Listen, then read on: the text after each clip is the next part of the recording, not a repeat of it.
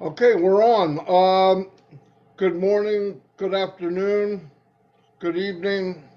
We have all the hours covered, I'm pretty sure. Monday, Mr. Mufara came on the roundtable, and as you know or will know, the pages of Onpassive are changing. We're running into new chapter of the launch, and everybody asks when is the launch. The launch is going on now. It's not one big event. It's this is a very large company now. It's not a baby company. It's very large, and there's processes of launching.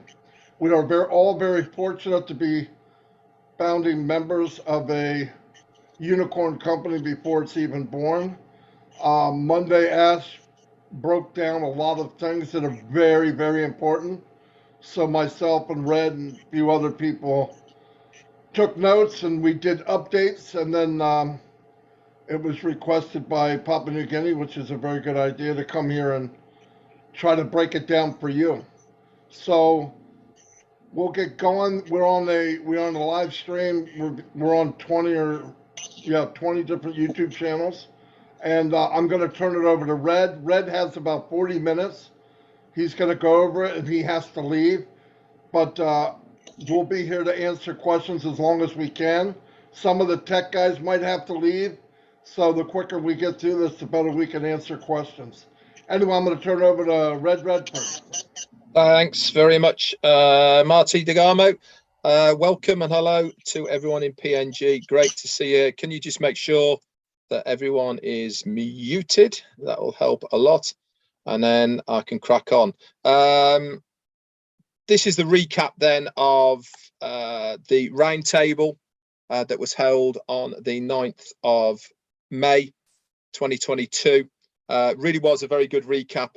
It gave us the best timelines and information that I've had the privilege of being on as far as a webinar is concerned, as where we are in the launching process. So it really is important that you guys understand what was said. You're going to be so excited about what was said there and where we are. It really was amazing.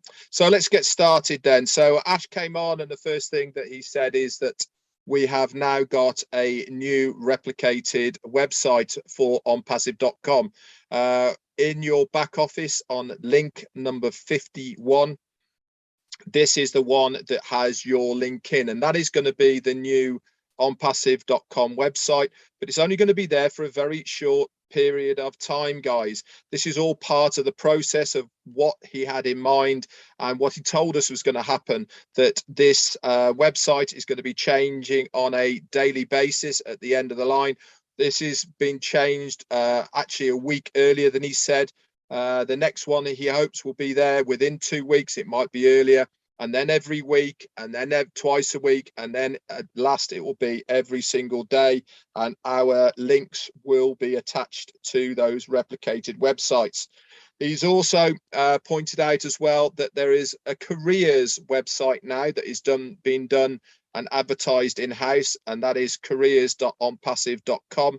Have a look at that, because that really does show you how good these websites really are now. So go over in your back office to link 51, have a look at it. You will not be disappointed. He then said that we all knew about the May the 28th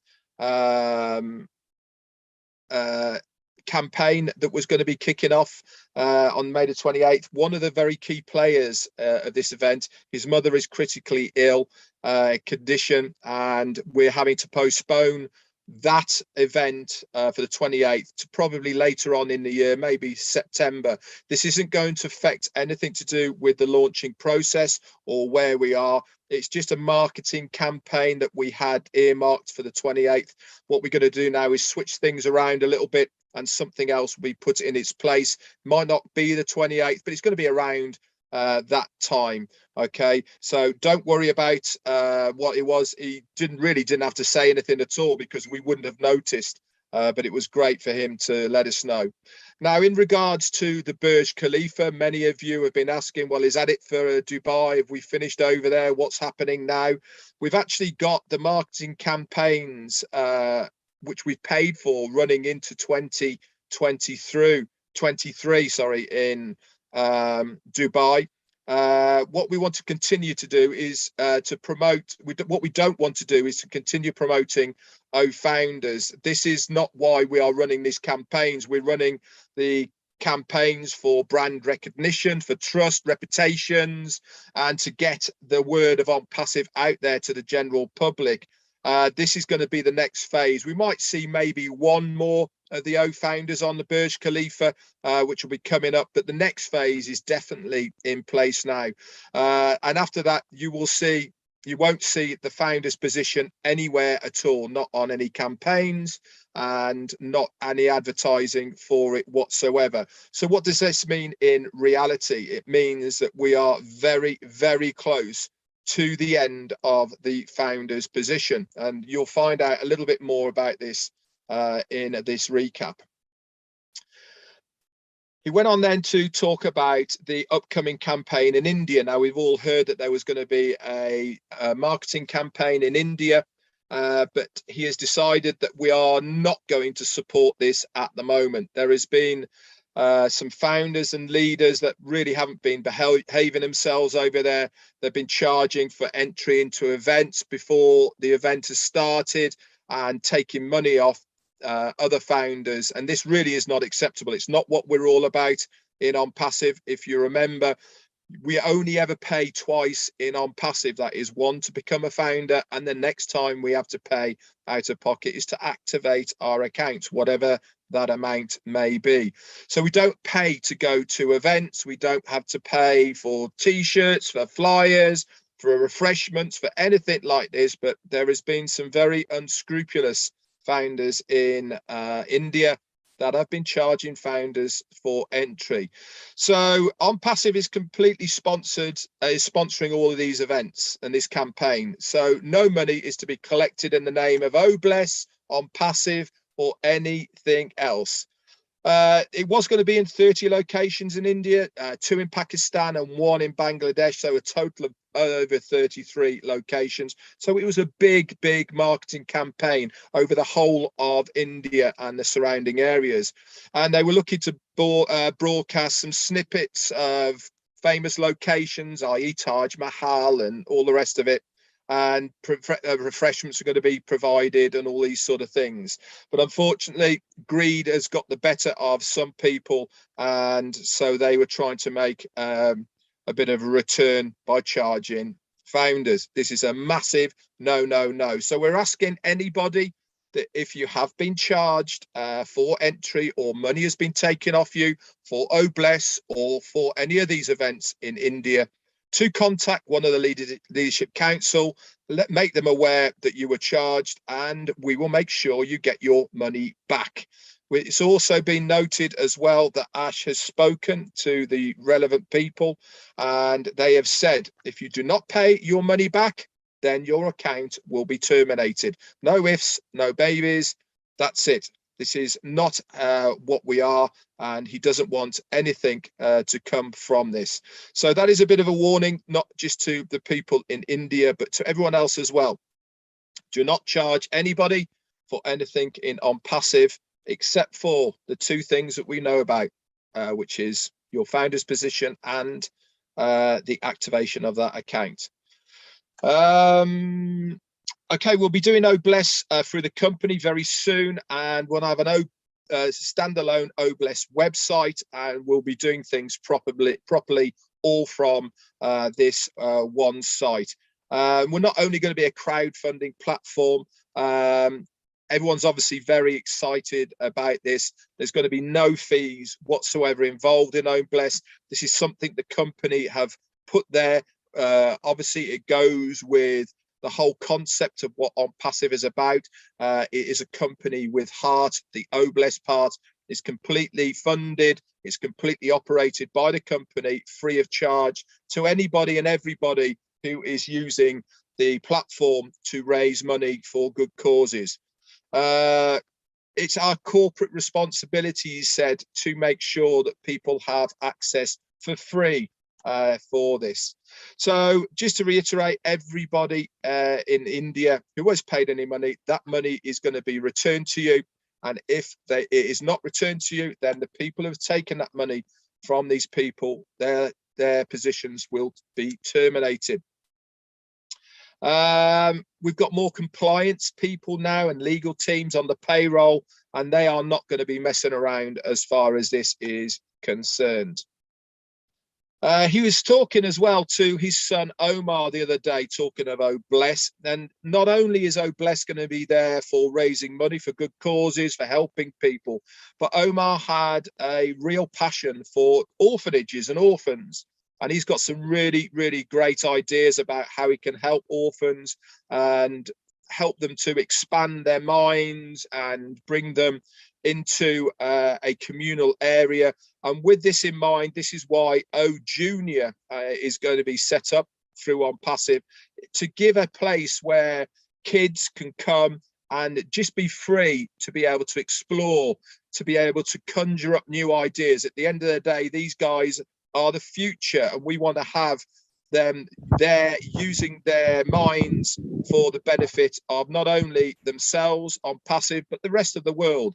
He said, there is no way that I would let my son down, and there's no way that I would let you guys down as well. He said, in regards to the Burj Khalifa, we have paid up to 2023, like I said, that's June, July time. So yes, there is a contract in place. It's a done deal, and we will be having more adverts and promotional campaigns in Dubai. So we are staying on course. Everything is being done strategically. We have a plan in place, and it's quite simply, we test, we then stabilize, and then we scale out to the next level. Why are we doing it this way? Because it builds a very stable platform. There's been many companies who have launched. There's been many companies who have gone viral and expanded exponentially out of all proportions, but they've also collapsed because they haven't had this stability in between. They haven't tested in between. And what they haven't done is scale out of that stability. They've just gone completely boom, and then it's crashed back down again. We want to have this stable platform for years to come, and this is why we are launching and doing everything the way we have strategically with this plan in mind. The new Onpassive website is going to be revamped, as I said, every 2 weeks, then every week, and then at one point we're going to get to it each day. It's completely SEO compliant. This means search engine optimization. This means that we have all this information to see which websites work and all the rest of it. It's coded, and it is also replicated just for you.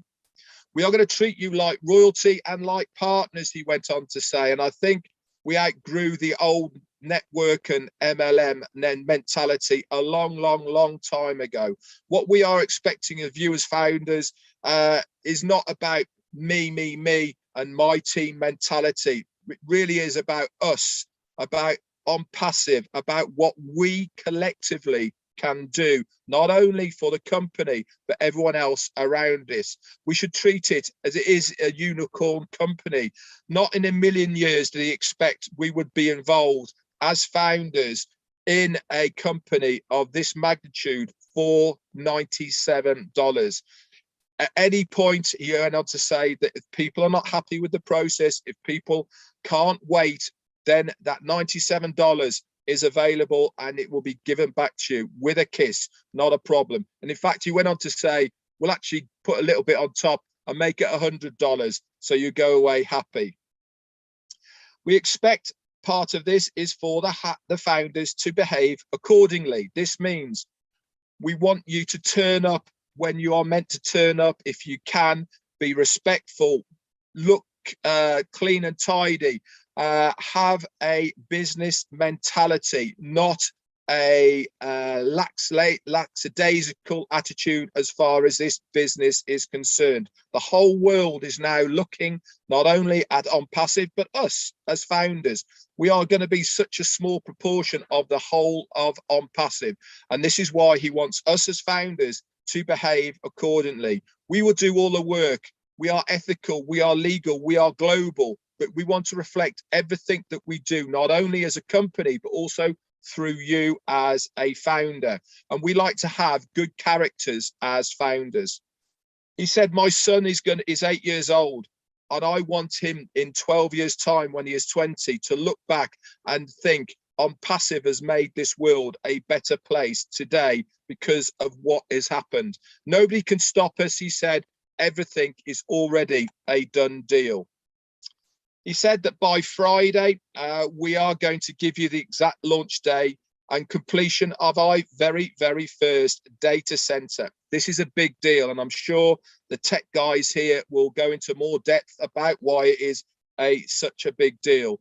We've already been multi-testing all of the other data centers around the globe, and we've been doing this since November of last year. About 7 times since November, they have tested all of these multi-regions. This is going to give us such an edge within the online market space, because there is very, very few companies out there that have this technology available on a global scale. We've also been working on the Own Founders admin and cPanel. That's your back office, that template on the left-hand side of the menu bar, that is your cPanel panel. And everything's gone fine with that. And very shortly, you will see a new cPanel and feel to your Own Founders back office. Why is this important? Because it is part of the replication of what is going to happen with the Onpassive when we go live. We are the guinea pigs in Own Founders. That is the website that we are using now. That is going to be very similar to the onpassive.com website that everyone else will be using. So we'll be starting this rollout in one country and then expanding out of that when the rest of them come online. Now, this one data center that he was talking about can accommodate up to 1 billion people running multiple applications or products all at the same time. So let's say one person is using 20 products all at the same time, all within the Onpassive platform. 1 billion people can do that all at the same time, and it won't even blink. This is massive, massive data usage, okay, of people using that bandwidth just from this one data center. If one data center can host everything that we are doing, just imagine when we have multiple sites, how that is going to scale out. Now, another important thing to remember is that at the moment we are paying AWS services, which is Amazon, to host not only onpassive.com, but also the GoFounders website and all of the other websites that we have now within, Onpassive. It means that when that data center goes live, we can move away from AWS services. And I can tell you, we are paying hundreds of thousands of dollars every single month to AWS services for the privilege of using their services. So it gives us another idea of how much the running costs are going to be for Onpassive. It's all part of the process. So we don't just go the extra mile, we go all the way because we are Onpassive. He talked a little bit about innovation labs. Now, we already know that the innovation labs are only for physical products. They are not for the digital products and services of our ecosystem. They are already done, and this is completely separate. These are for physical products. We've already have 2 demo type products that have been successfully tested and passed.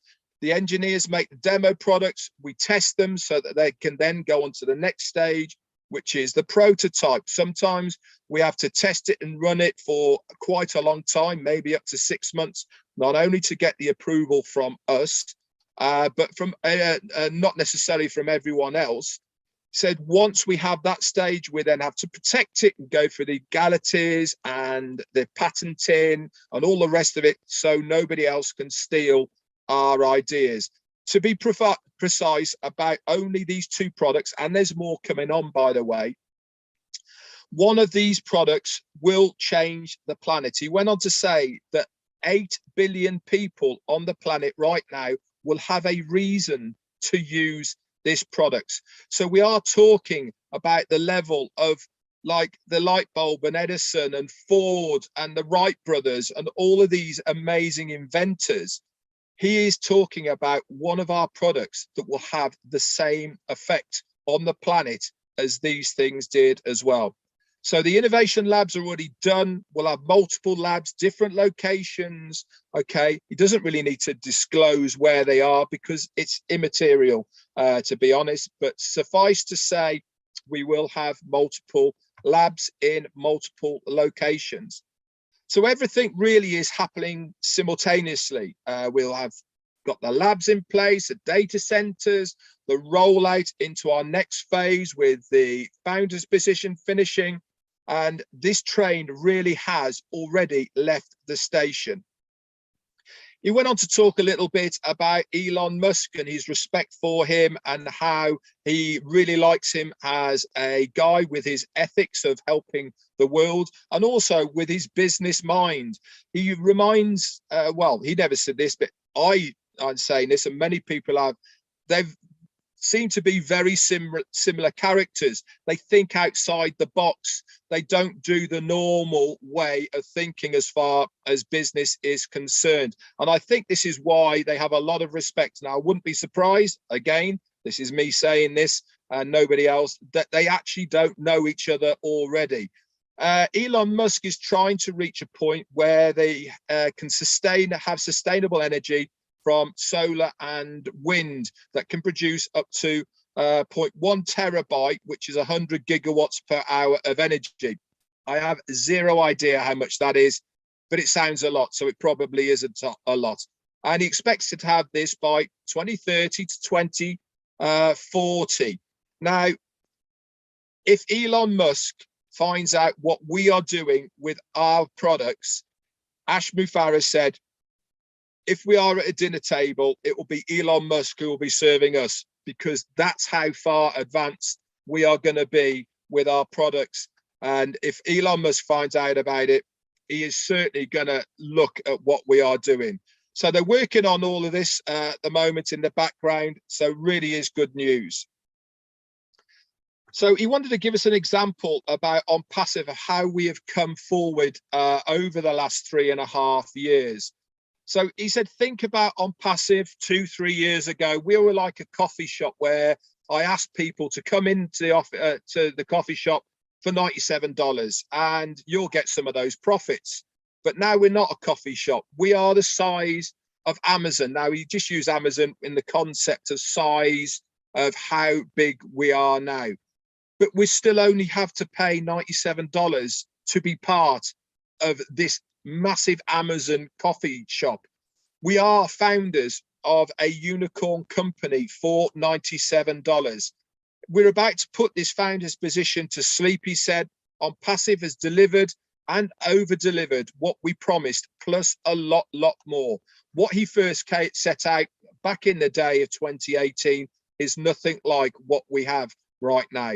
The digital products of the ecosystem have no connection with this next phase. He said he does have the right to decide whether to include them in this next stage or not, because at the end of the day, that's not what we signed up for, was it? We signed up for a completely automated, hands-free digital marketing platform that is all done for us. We didn't sign up for physical products and services. We didn't sign up for data centers or any of this. Do I have to desire to share it with the other founders? Yeah, he has. But make no mistake, he says, I can share the love with anybody I want and with whoever I want. So think about this for a minute. We are over 1 million people now. And after the first year, just imagine if we had 2 million people in Onpassive. That makes us 50% of the company. Now, what happens if we grow at 10 million per year? After 10 years, we are going to be 100 million. Now, remember, this is very conservative. You are going to be 1% of the company as a founder. How you are going to get paid by Onpassive you will get paid by Onpassive after Onpassive has taken out all the costs. Okay, so the products, innovations, creations, employees, global leads expenses, new ideas, and the rest of it. Once we know how much that is, the rest of it is going to go to the founders, and this is for the ecosystem and everything else. He will prioritize the leftovers like this.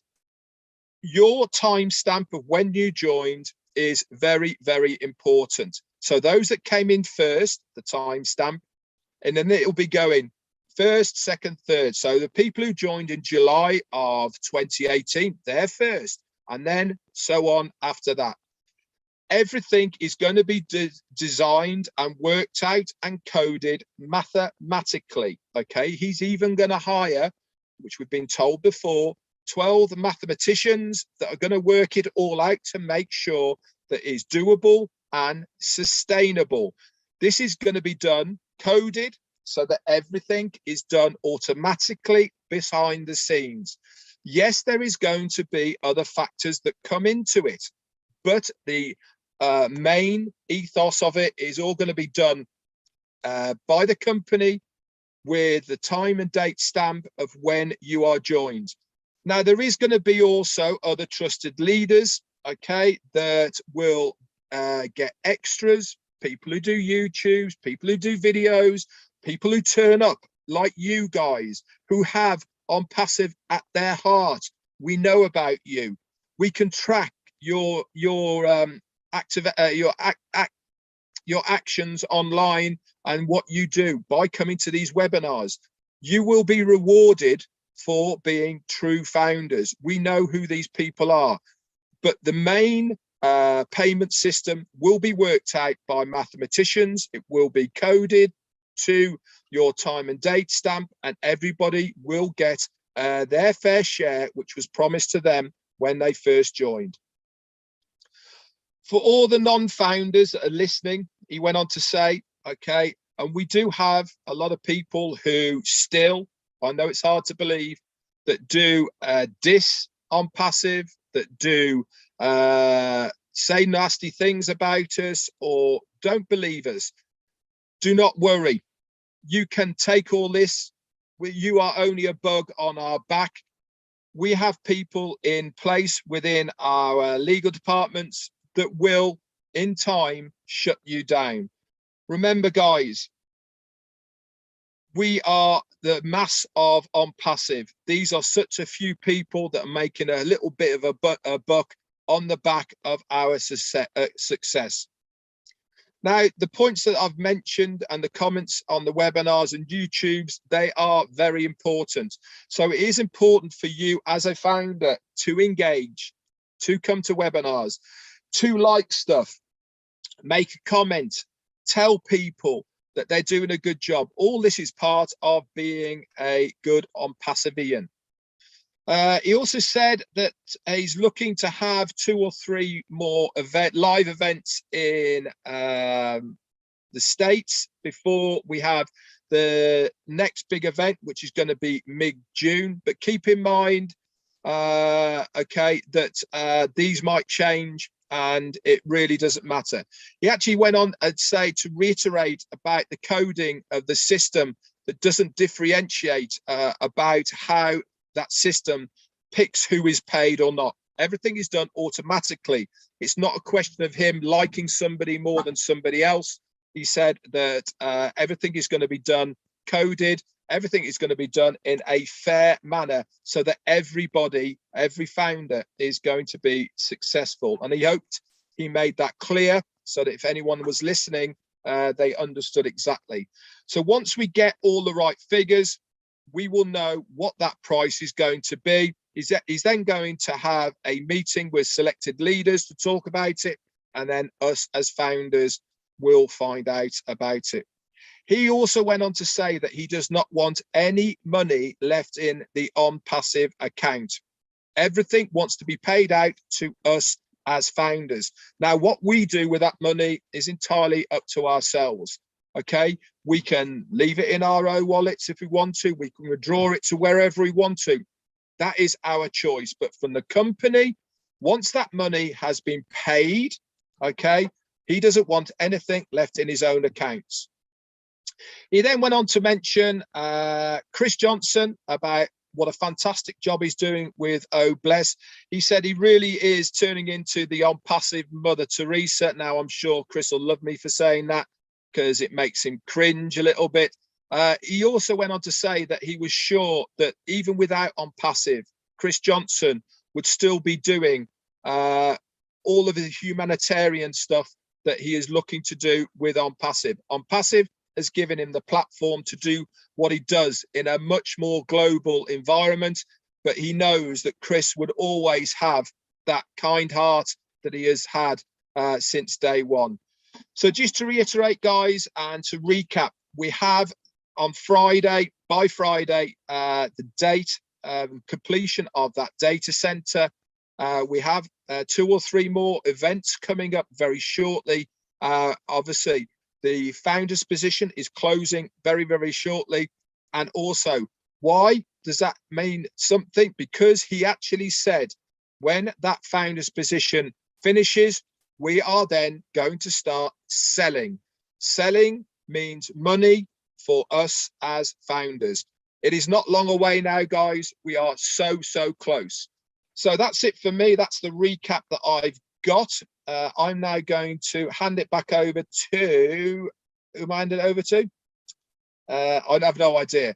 But that's it for me. Thanks very much. I'm going to slide off now. I've got a doctor's appointment to shoot off to.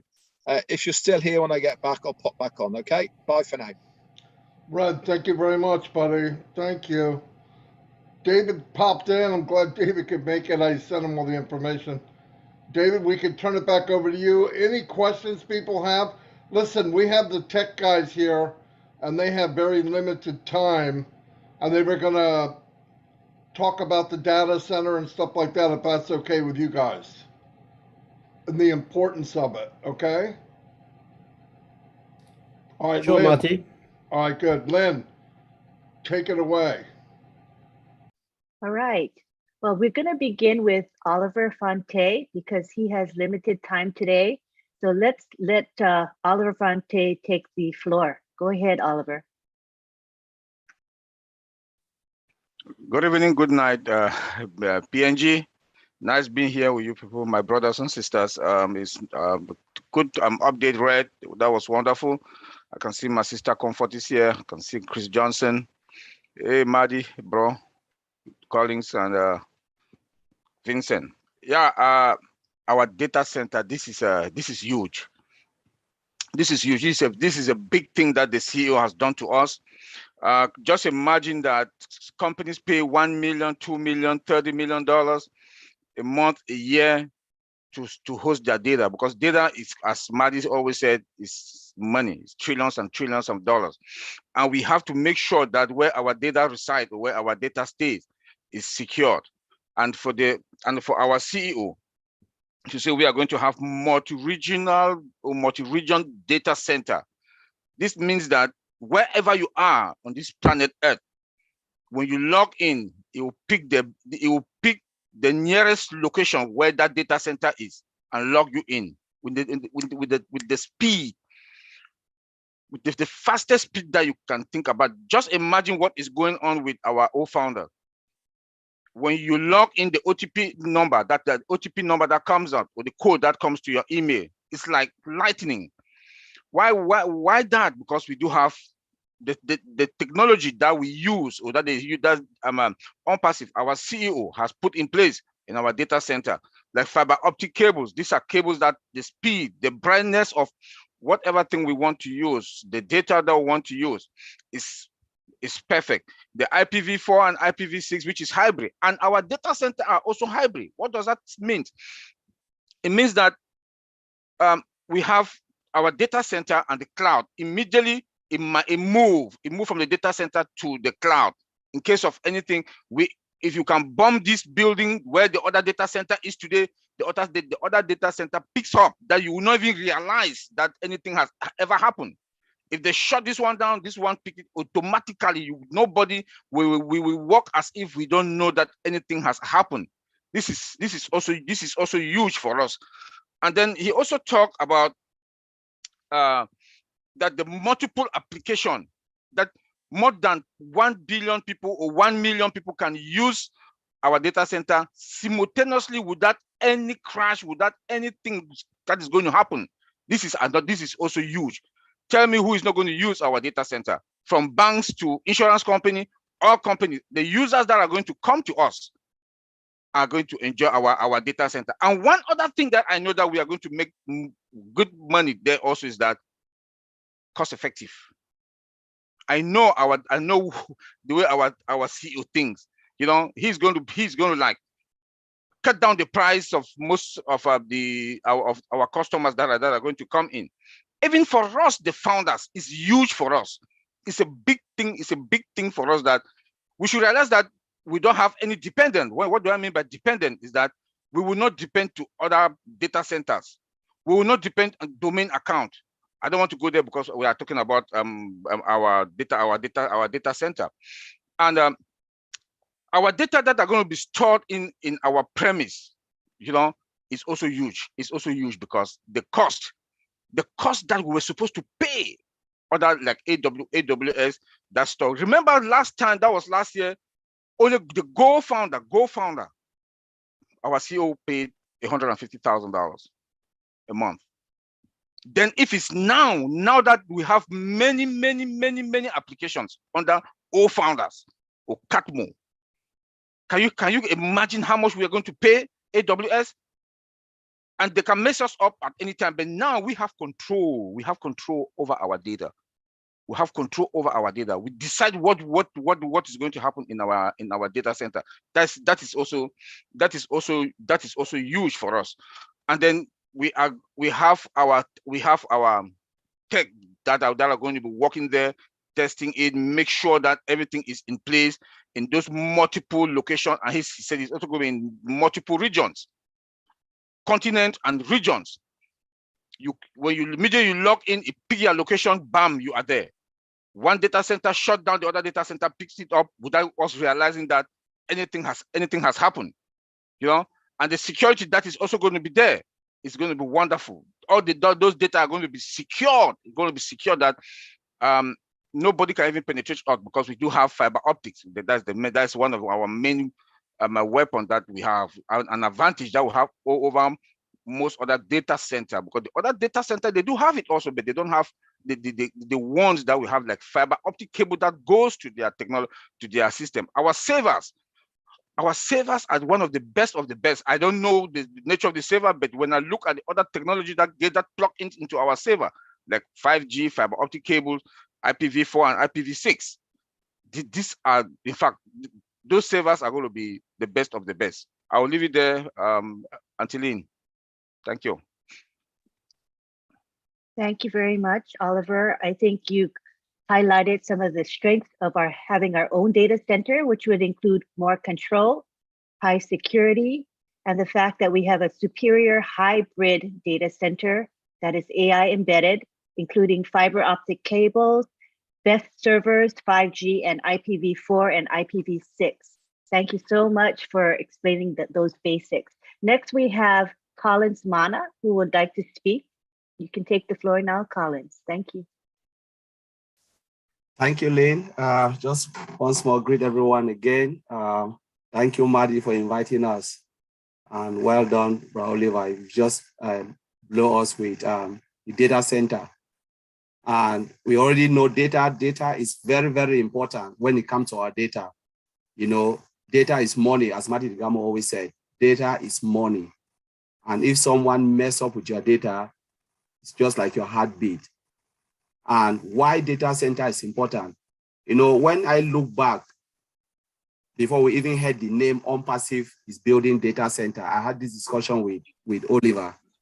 So looking at our ecosystem, the way the development was going, we are looking at all those products, O Connect, we're looking at O Academy. And I said to Oliver, if we don't have a data center, we are in deep mess. You know, at that time, we didn't even know if Onpassive or Ash Mufara, our CEO, is thinking of building one, or there was already one in the pipeline.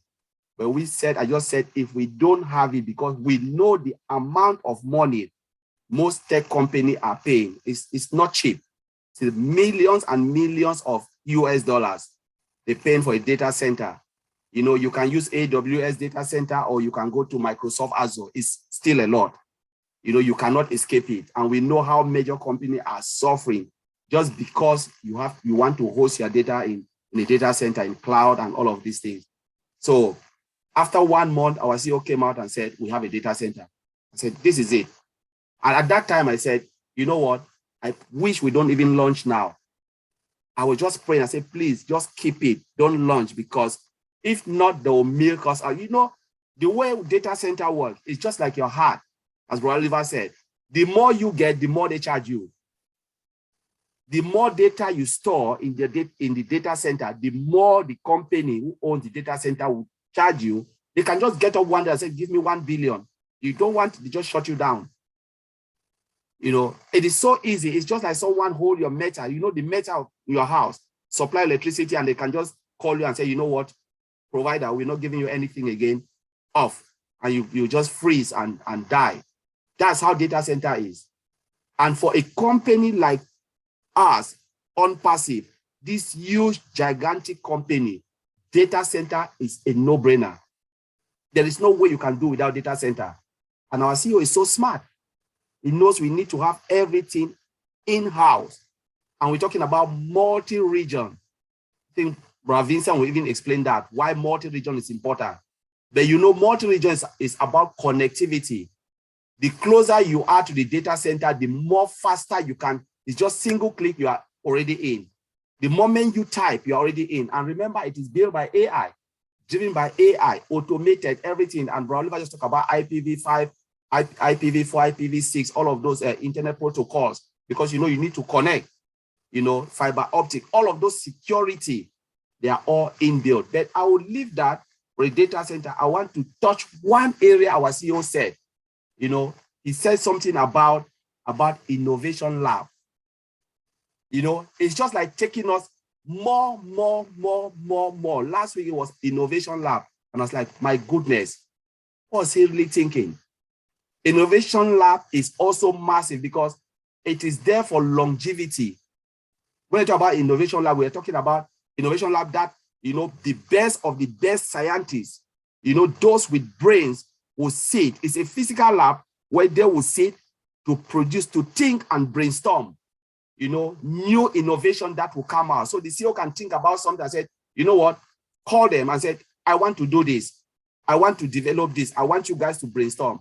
And as Red Reference said, it will take months and months. They will build it, build prototype like sample, test it, you know, test it and make sure it works. And then look at the market trend and say, is it feasible for the market? And when they say, yeah, they will push it out for mass production.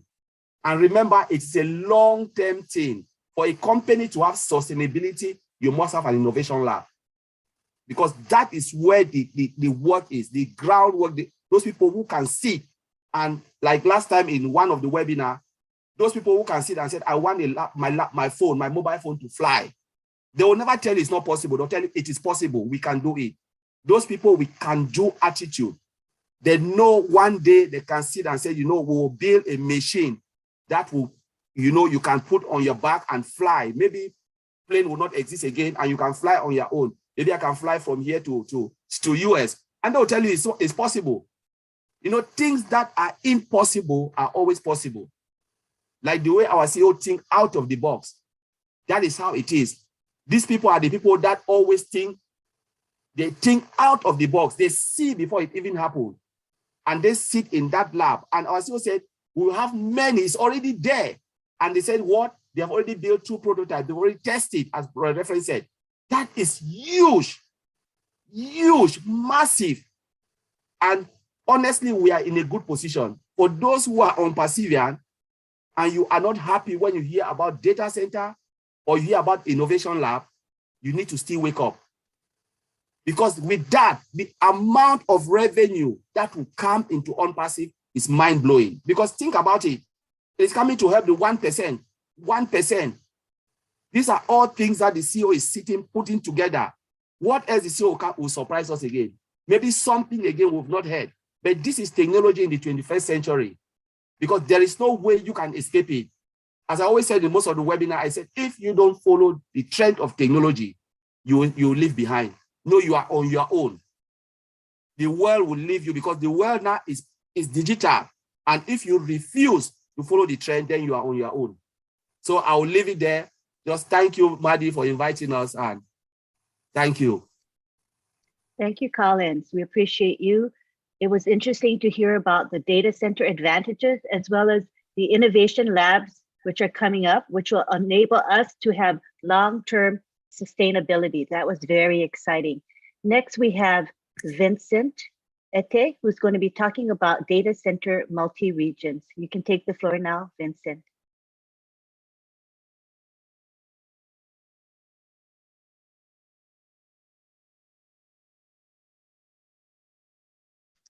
Are you there, Vincent? Sorry. Yeah. I was muted. Hi, thank you. Hi, everyone. Thank you, Lins, and thanks, Marty, to invite us to this wonderful webinar. Thanks, David.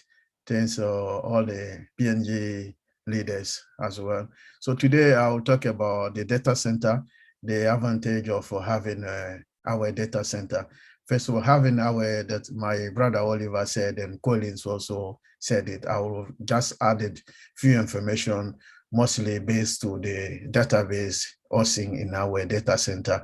So the data center, it helps us also to store our information, and then also for security reason, like my brother Oliver said, also protect our data, because hosting our information to someone like we are using now Amazon data center, AWS, they can steal some of our information. So privacy, all this thing. So having our own data center is protecting our information. So no one can have access to our key information, and then our information are secure and protected in our own environment.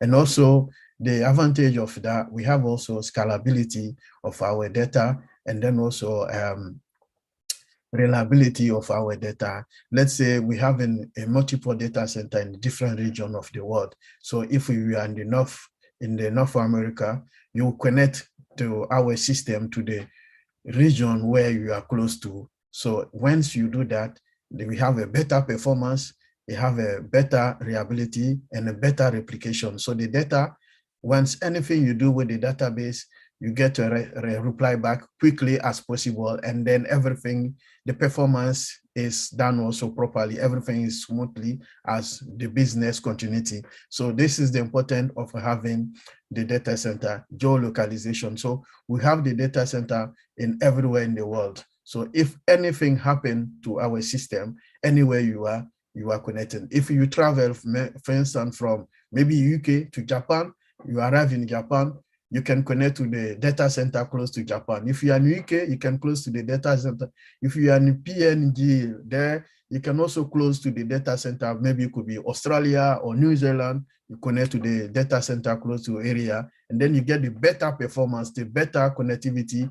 It can allow you to do your job without any issue, any interaction. So this is the importance and the use of the data center. That's why we have a geolocalization. So it could be anywhere. We will have data center anywhere in the world. We don't have any issues. So anything happen to the one we have, the other data center can replicate immediately without anything affecting. So for the database, when we create a database in the data center, the database can replicate it to all the region in the world. If we have like 5 regions in the world, the database you create maybe in the UK North, you will replicate it to all over in the world. So if you are in the North America, you can connect to the database. And the same time, anytime we do a backup, you're trying to have a copy of the database, the database also, the copy will be everywhere in all the regions in the world. So if it happen that something happened, we can still have our data, and the data will be there. You can have it all the time. So this is the importance of having the data center, and then the database replicated to everywhere in our data center. So if Antlion is using right now, the replication will be quick, and then all the information will be replicated to other data centers. So if one is down, the same information could be anywhere, and then you can have it and do your job. And then we have also better security, better performance, better reliability. So everything is smoothly and working fine. So this is the advantage of having the data center in multiple regions and then in a multiple area in the world. So thank you, Antlion. I will leave it there. Thank you. Thank you very much, Vincent. Vincent just highlighted to us the advantages of having our own data center and about multi-region. So again, the data center is going to protect our company's data. It enables scalability, greater reliability, superior performance, and safe replication of our data. So now I want to take it back to David Bakal. Is this the appropriate time for questions and answers? David? Yes, thank you, Lynn. Thank you, Collins. Thank you, Oliver. Thank you, Vincent. Thank you for always coming up, joining us here and giving us the information. We are being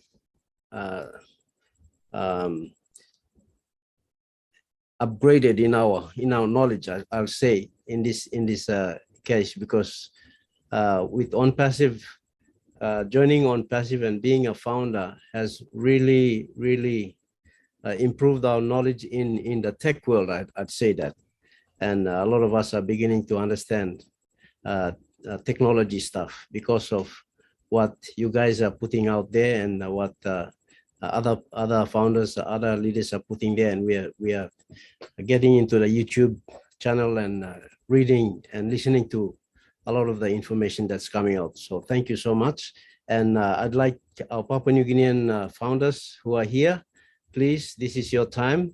We are so privileged to have them again to come here in our meeting. It's a special meeting that's being hosted here. So please, I'd like you to ask questions and help us get up to speed, especially our team leaders. Please ask the questions so that you can be able to translate back to your team members. Thank you. I think I have Mr. Lakamanga Anol. Your hand is up, and then followed by Mary Carroll. David, thank you. Thank you, global leaders that are here with us this evening to give us a rundown on what the CEO has stated in the last roundtable meeting. Firstly, there are two things that I would like to mention. One is about branding, which I will speak after I have said something about the data center. I work with an institution that is regulating the mining industry in Papua New Guinea. We manage the exploration and mining tenements in the country, and we have a database system, a tenements management system that is hosted through cloud. It is coming from Sydney, but the company that manages this is based in South Africa. So we use this cloud system to manage our system. And there's a company officer living in Sydney that administers and constantly liaises with us to manage our tenement management system. I just want to say that we are using a data center of someone that is managing our systems here in Papua New Guinea. And it cost us almost $100,000 to rent that space. That would be about 300 to 400,000 kina every year. So when we ask them to do something extra to managing it, then we pay extra on top of the general maintenance costs. So that is maybe something that I would like to share with our PNG founders who are listening on how a data center is used. Just make you understand that the company is in South Africa, but actually we're using the data center based in Sydney. To my understanding, when the data center is up and running for Onpassive, right now Onpassive is just spending money. We're spending money on marketing, we're spending money on employees, we're spending money on the offices, establishment of the offices. When data center is up and running, the first one, when it is launched, I guess that is the first time Onpassive will start making money, if I'm correct, because there are companies out there that will be leasing the space on the Onpassive database, Onpassive data center. So that is something maybe very interesting, and we should be excited. Maybe the tech people can elaborate more on that. The second thing I would like to mention is branding. We have not seen much of branding happening here in PNG, though we've heard about what branding is and what advertising is. I would like to give an analogy. In PNG, we call it top pizza. We had a leader. He's passed away. The late Michael Somalia, our founding prime minister. He was the member for ECP, the province that I come from, and many of the founders who are here. They have been saying that during his reign as the prime minister, he never brought in much development to the province. But for some reasons, every time the election comes, we vote this person into parliament. Now, people might be wondering, why have CPICs been voting in Michael Somare as the member for ECP, when there has been little seen in terms of development in his province? The fact of the matter is that the name Michael Somare is a brand name. Despite what he does, doesn't matter to us CPICs, or didn't matter to us CPICs. We had always voted him back into parliament. That is, to me, a good example of branding. So Somare has branded himself. The name Michael Somare has branded himself. Irrespective of what he does, it doesn't matter. When election comes, we always vote Michael Somare into parliament. And maybe that is an easier way for us Papuans to understand what branding is than just advertising. I think those are the 2 points that I was hoping to mention here. Thank you. Thank you, Arnold.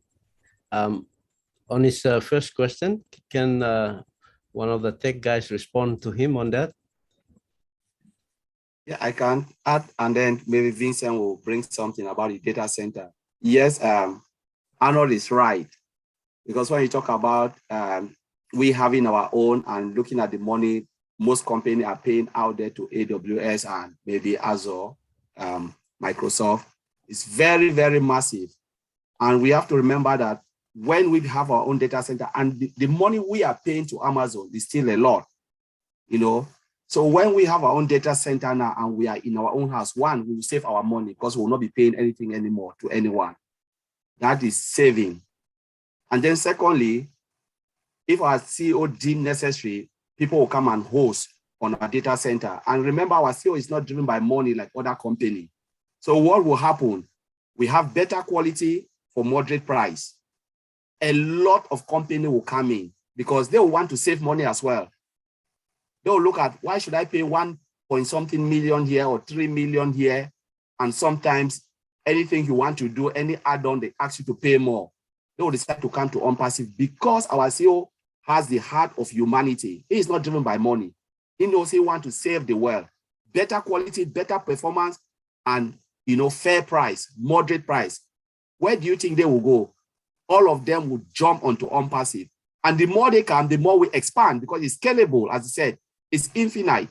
Our data center is unlimited, multi-region, cloud host. They will come in their numbers because everybody wants to save money. Nobody wants to spend. They want to get good quality for fair price. And in short, Onpassive is a game changer. Hey, Vincent, want to add something to that?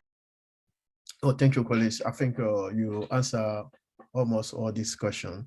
So our data center, first of all, like we know, is a high speed, like our CEO said, is a high speed, and then redundancy, zero redundancy. So, and then better performance. We have all the security, and then we have artificial intelligence embedded around our data center. So we have all the better performance in the world, or the latest technology behind our data center. We have IPv6, so we have all the power, and then also the data center is the latest or CPU of around all the data center. So we have the better security, better performance, high speed or technology behind our data center. So because of that, most of the company would like to send their data to be hosted in our data center. So, and then our cloud will be envied by the whole world because most people would like to be in our business because the data center outside there, like my brother Colin said, is very expensive. But even that is very expensive, they don't have the high quality we have compared to the other competitors in the world. We will have the better performance, we have the better quality, we have the better security, and then in top of that, we have artificial intelligence added to all these technologies. So overall, we are the best of the best. So, and again, the price, our price, if you want to host to other company in the world, we will give also the best price. So this is one thing, the key that most of companies would like to be in our data center because in terms of technology, we will be the best in the world. And then in the security also will be there because most people go to the data center for the cost, for the security, and also for scalability, performance, and also maybe availability also of the system. We have all this. And then in top of that, our data center will cost less. So if you want to host your business, which one you will go? You go for the best technology. And then the second thing you're looking for the cost. And then the third thing will come, this is security. So all the data center, everything you need to have the best of the best is among our data center. So, and then also with our that we have also our data will be also hosting in the whole world. We have every region of the world, we have a data center there. So anywhere, if you are in PNG, we can have a data center close to your region, like Sydney or maybe New Zealand. So if you're hosting your business close to you, you will have a better performance rather than going to maybe Europe or maybe North America to have your information also in there. But close to you, you have a better performance. And then it's close to your region. So this is the reason why our data center will be like hot cake in the market.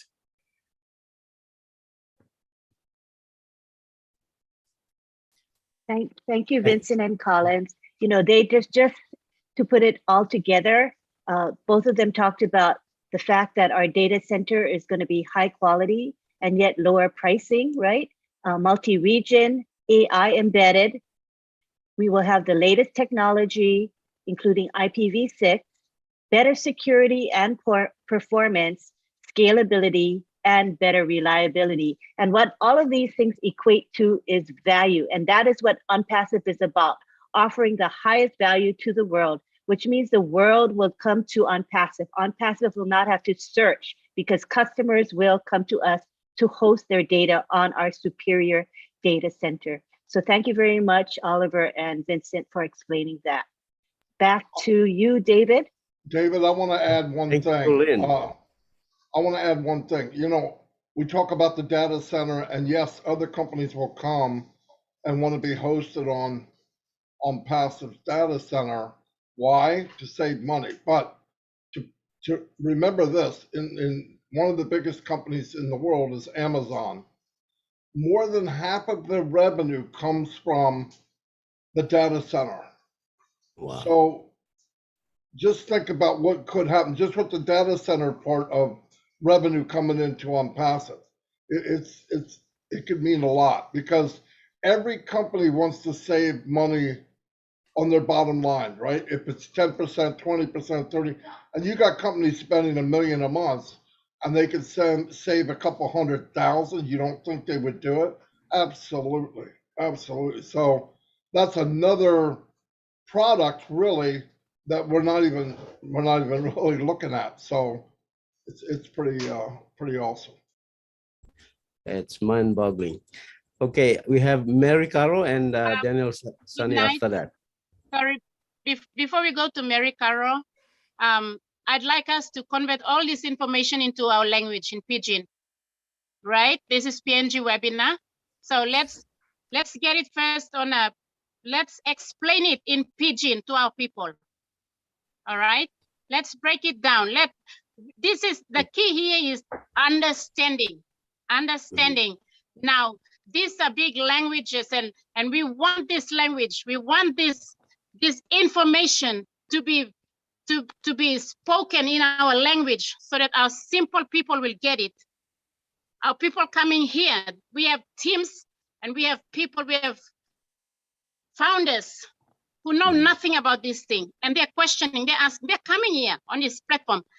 I want us to break it down in Pidgin, please.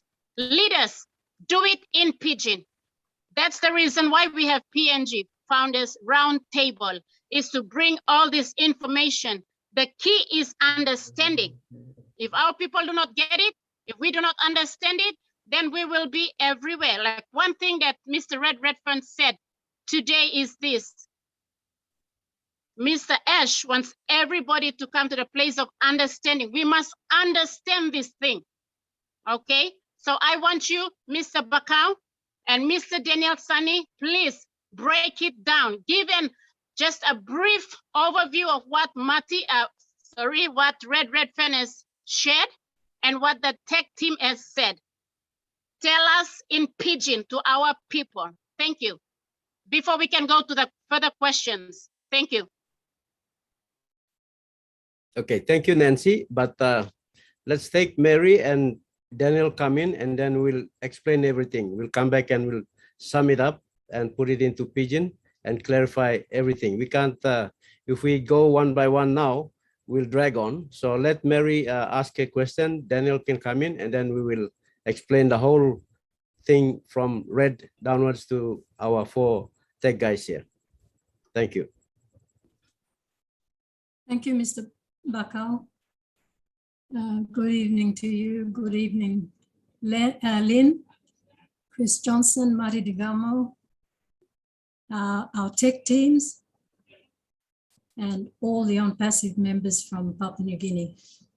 Very good evening to you all. I have 2 things. One is something that Vincent spoke about that prompted me, and that is regarding the database that is going to be established in various regions. Now, currently in Papua New Guinea, our data service providers maybe are the worst in the world, I could say that. Every time we buy enough data to attend webinars or to listen to YouTube or anything to do with Onpassive, we're going through 2 minutes out, 5 minutes out. Sometimes we're invited to come on the panel, but we're embarrassed that we might be kicked out.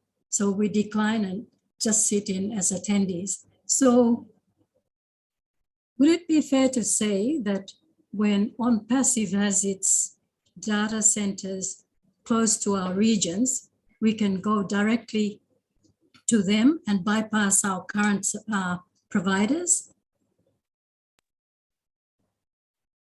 Do you want me? I can answer that question. Yes, please. Yeah. So what we are saying here, what you are saying, is two different things. You know, data center is hosting all your data like information, you know, your date of birth, everything. But when you talk about the data you are talking about is the internet. Oh, yes.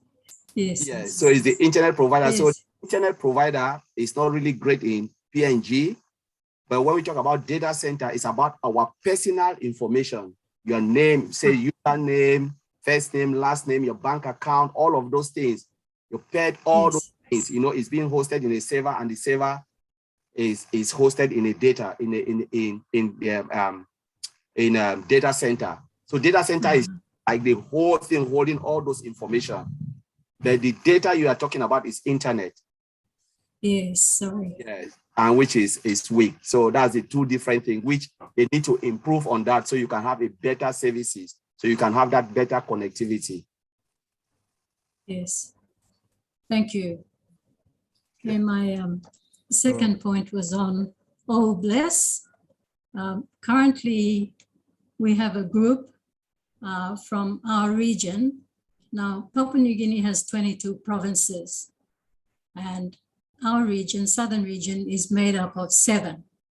So we got one of our regions, Central Province, and our groups got together and we decided to organize ourselves by creating our structure before Bless comes online and is launched. So at this point in time, we don't have the proper guidelines, obviously, but we've just prepared ourselves, if you like, for what is to come. And we're doing it for our region in anticipation of inviting our founders from these provinces who will know their areas better than some of us. So we've created this organization not to come away or compete or divide ourselves from the other provinces or from our main PNG Onpassive body, but it is purely in anticipation of preparing ourselves for what is to come. So I would like to know from Chris Johnson or Marty Digamo if we've done the wrong thing or if we're on the right track. Please give us that advice. Mary, you are on the right track. As you heard previously from Monday, Ash said that he will be putting all that out soon. But what you're doing is excellent. No diversity whatsoever anywhere. The greatest thing about Obless, especially in Papua New Guinea, you have a lot of people in different areas far apart. Each individual can be responsible or show responsibility of doing a project. Runa's Airport. We have Veronica and those guys looking at properties to build facilities. Whatever Mary's is, whatever Bob, Judy, Carol, Emin, David, whatever you guys want to do, start planning it right now. When Ash puts all this in place, the guidelines, we'll start rolling on it once we launch the world. But you're on the right track. Thank you, Chris. Thank you. You're welcome. Okay. We have Mary's okay now? Thank you You're very right, much, Mary? Mr. Bakau. Yes, thank you. Is Daniel there? Daniel, your hand was up? Yes, I'm here. Okay, I have a question for Chris, but I will come back to that later on. David, if it's okay with you, I just give my brief observation in Beijing to as well, like Nancy said. Sure, all right? sure, go ahead. And then we can go from there. Sorry, he was All right. replying to me. That's why. Yeah. Okay. All Papua New Guinea. All Papua New Guinea, you've had stop. All leaders, all group leaders, the team leaders, some people of Papua New Guinea, please hire him good. This plan, full man, only say come up, all OTEC Pro, yeah, OTEC Pro. Name Blongolem, Oliver Fonte, I'm the USA. Na Colin Mana, I'm the UK. Na Vincent Ete, em kam no UK, na Bob Takushi, em no USA. All this la fopla maya. All in all no legal man, all big plus man Thomas. All got around 90 or 100 years experience, divided namel fopla mania. Now only come story here. So something me like you black isim lo here emulsem. Only talk lo data center ya. Data center and help you me long or better connections now. But you got multi-region. Also only give me example of atmosphere.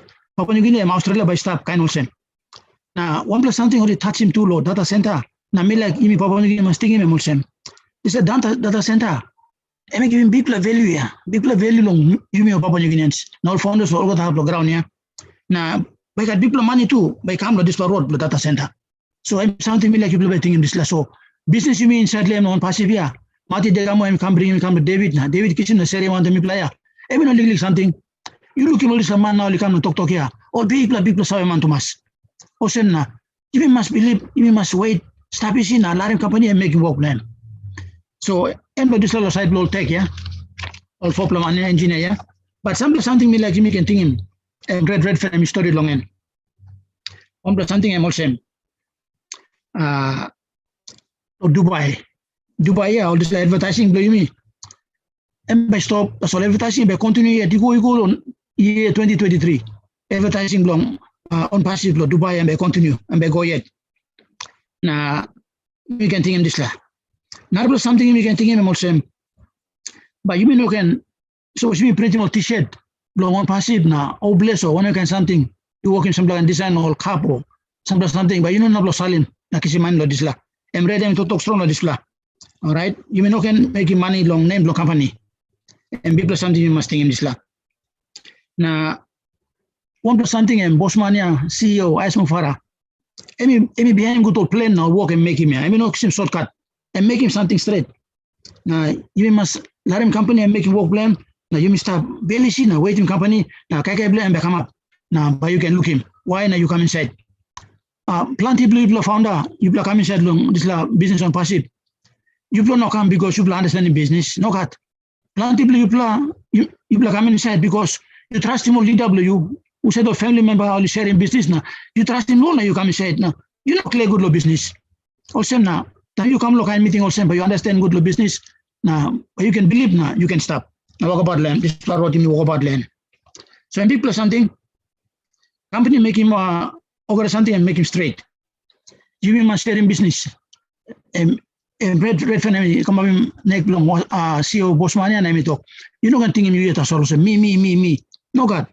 You must work one time. Work one time and try to help one man. So I'm more sample point and read and touch him lamb. Good play me can think him. Then by me can put in some little telegram group. Now by black and look him.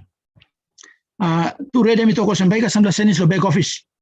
Blow him because Onpassive mo lo upgrade him Onpassive na o se mi play all information you come down so website by senis na you can kirap no good this la company and making work stop so this la not something read and touch long em story long place ground you got 10 billion man em stop now really like you see more internet yeah so you can think him how be come inside using product long Onpassive so this la too and we can give him daily you mean stop.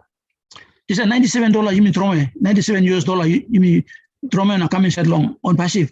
This is I'm really something to us. Company now giving big value to us you mean looking plan this something and make him and me create him or can have him innovation lab and me create him data center. Now time company him loans. MSME talk yeah. From day one time you pay him activation fee below you. The next day account blue best up green. Many blame also pay looking money best up wallet blue. So I this last thing to help him all the time on the place ground. So say na please, why make seems last thing na you must talk so long old man. Not blow something too awesome. I'm found a position and close. And now I'm time to start sales now. Why me start to sell something now? Now you selling something and you are money and start coming inside now. So I'm something please, you can think him. You can continue. You got the question stop. I think Ben we can ask him again long, Chris Johnson. Okay, I think that's all I have. Thank you very much. That's in Pidgin. I would really appreciate all the tech team and Lynn, Mati Digamo, and Red is already left. Thank you very much for coming here. But if it's okay with you, David, I can continue with my questions. Sure. Go ahead with your questions, and then we have Avine. Okay. I will give All a right. rundown on the to sum up most of what has been said and explain a little bit on scalability. What is scalability in the economic sense? So at least mitanim lo, I'll translate into Pidgin and then we can understand from our perspective. Thank you. Go ahead, Daniel. Okay, so can I go? Okay, all right, Chris Johnson. While you are here, with the same flow with what Mary has said, my question is: we have the brand name Obless and we have the brand name Onpassive. Now, are we allowed to register a legal entity in Papua New Guinea using those names? Can you give a response on that? As far as registering a group or something that you're organizing, Daniel? Yes, but using the name Obless, like example Obless PNG or Onpassive Nation PNG, are we allowed to register them as a legal entity in this country? I'm not 100% sure, but I believe you can if Marty wants to jump on that. As long as you're not collecting funds right now for a profit, I think it's okay. Marty, correct me if I'm wrong.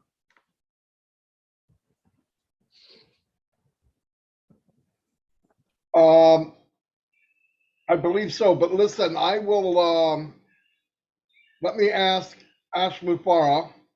I believe it's okay, but you guys want to do the right thing. So let me ask him exactly what you just said, and I'll get back to David or you, Daniel. Okay, good one. Yeah, because why I'm responding to that, because in one of the posts for Michael Williams in our back office, Michael Williams said there is a plan in place for Obless, and we should allow the company to proceed with its plans. And in my opinion, I think it's Chris Johnson has been given the task to manage Obless, not only in where he is, his location, but in a global scale.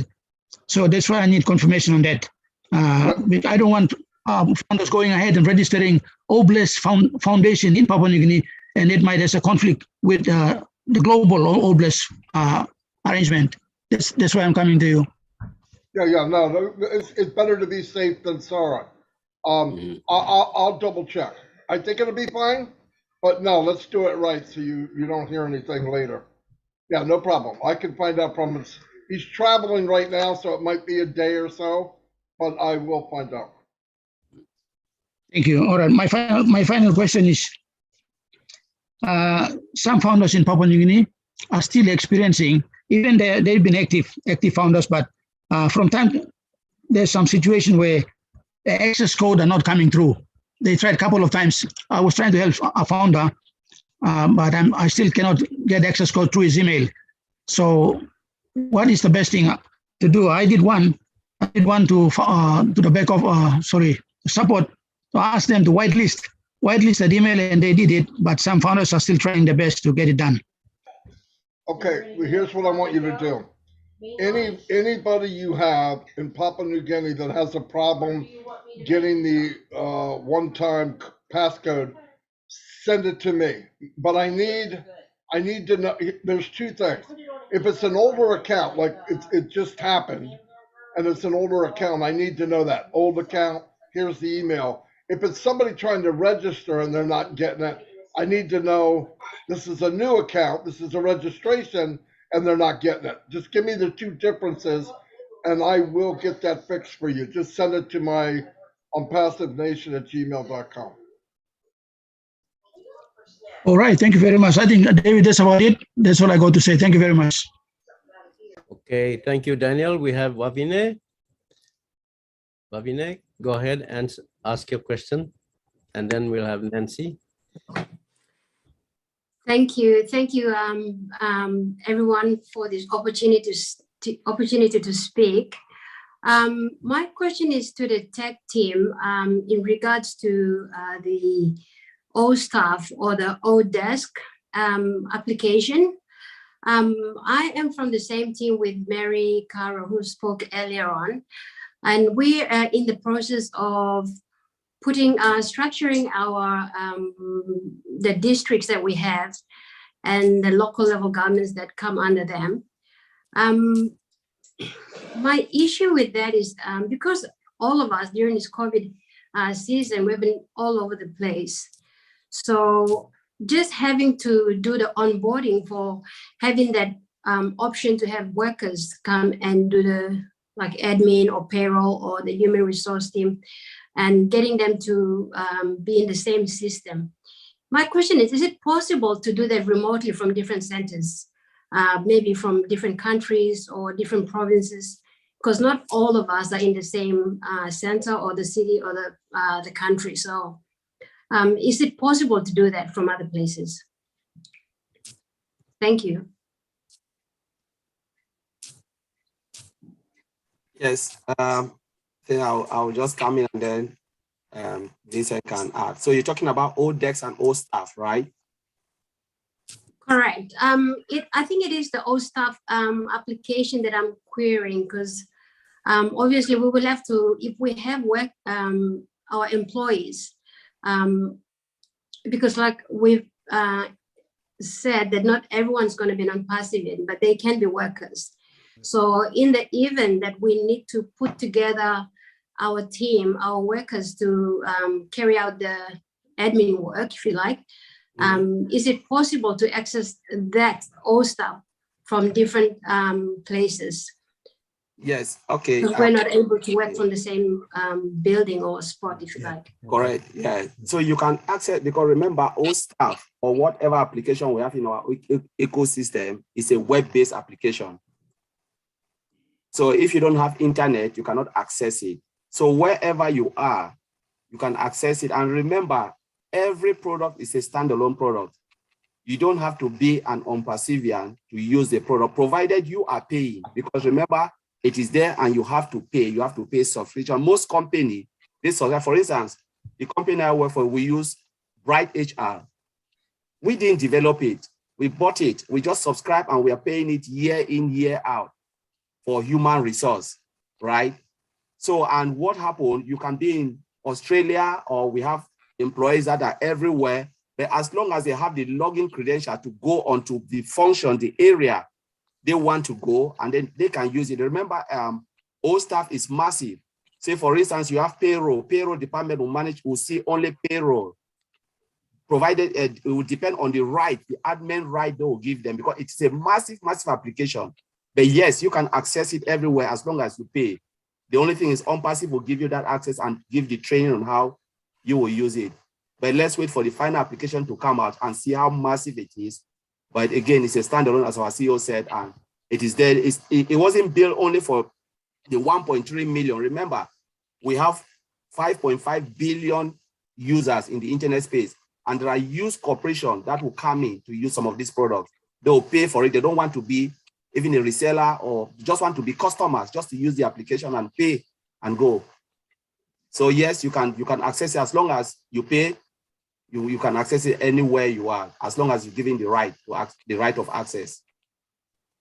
Sure. So as an Onpassive, and I will still pay for that application with my employees. As an Onpassivian, you will not pay because you have the right to use it. You're paying. You're paying. If Matthew will correct this if I'm wrong, because you already pay your subscription, right? So it's already your product you'll be using. But how you will use it for your organization, that's what that's the area I don't know. It's the gray area I don't know. Maybe Matthew will give more explanation on that. But I know customers will come and they'll pay for it based on how they'll package it for them to use. Maybe Matthew will add something. Let me, Vavine. Yes. You're registering, each of us, when we are signing into the back office, and you are registering, you're logging into OSTAF, and it's asking you to put in the name of your company. Okay. So that company, or for example, you guys are registering a foundation, and you put that name of the foundation in there. Now you are in different locations, in your geographical locations. You can access it because all of you are going to have given access codes or passcodes. You will create that, and you will give it to your employees or your staff, and they will access that company wherever they are. But because it's like a customer reference or customer, what do you call, resource center. So all of you are putting in data into that space. So you will be given, you will create your own passwords and access codes, and you give it to your own staff, and you put it in. It's like your company, your own company. You are running your company, and you give access to your staff, and they will put data into that company or access that stuff, information in there. So you understand what I'm saying? Because you're creating your own structure, and whoever is working in your organization, those are the staff that you will give access to, and they will access the system from wherever they are. Is that clear? Correct. Okay. That makes sense. My other question is on the oblast. If Chris can answer that, or anyone. Just going back to our 6 districts that we have in the Central Province. So these 6 districts that we have different local level governments on there. So my question is it possible to have all 6 districts have positions, or is 1 or 2 positions is that sufficient for the 6 different districts? Because my understanding is that to be a founder, you have access to the oblast as an individual district, if you like, for this matter. If I'm going to be doing, for example, if I have a Rigo district, for instance, they will have their own oblast application or the business as a standalone. So if in the event that anything happens in that region or the local level government or whatever in that area, we will be able to put in a ticket for the district, a campaign. So obviously it has to be approved by Chris or Mati or those guys up there. So when that happens, obviously the funding will go straight to the Rigo district and its people and its local level government and the wards and whatever. So if we only have, currently we do have few, I think it's less than 3 founder positions that we have, but we have 7 districts. So my question is it possible at all to have the 6 districts and have them managed outside from different locations? Or is 3 that we have currently is sufficient for the 6 districts and 15 other local level governments and their different villages? That's my question. Thank you. Let me try to answer that. To initiate a blessing, that's what I want to call it, you would need to be a founder.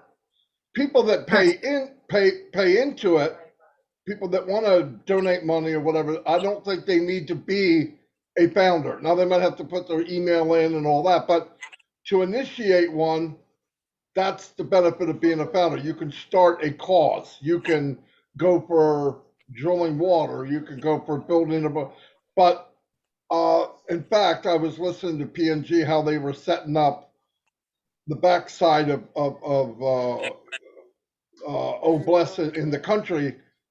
I don't know the mechanics of it because it isn't fully launched yet, but I believe once it goes, you can have any cause you want, as long as it's legit. But you also want to make sure, in fact, all the places I've been, Papua New Guinea went after the legal part of it, make sure somebody's watching after it. But I think the mechanics of it, we have to wait a little bit longer just so we understand, because anybody could go in and say, I want to start a cause of helping Marty Garmo, okay, and collect all kinds of money. So I think we got to find out the mechanics. How do you start it, and how is it run? We know all the money goes to the cause, but we don't know the mechanics of how do you start one. I don't know that yet, and I don't know how people come in and donate. I'm not 100% sure, but those answers are coming in weeks, not months. And when they do, I think it'll be clear. Some of these questions won't even be asked because you go, oh, okay, I understand now. I don't want to say something I'm not 100% sure. So I think it's better just to wait. But I believe I'm going to find out about what Daniel said, what name you could put, but I also believe that one of the biggest impacts, the quickest impact in the world of seeing what Oblast can do will be Papua New Guinea, without a doubt.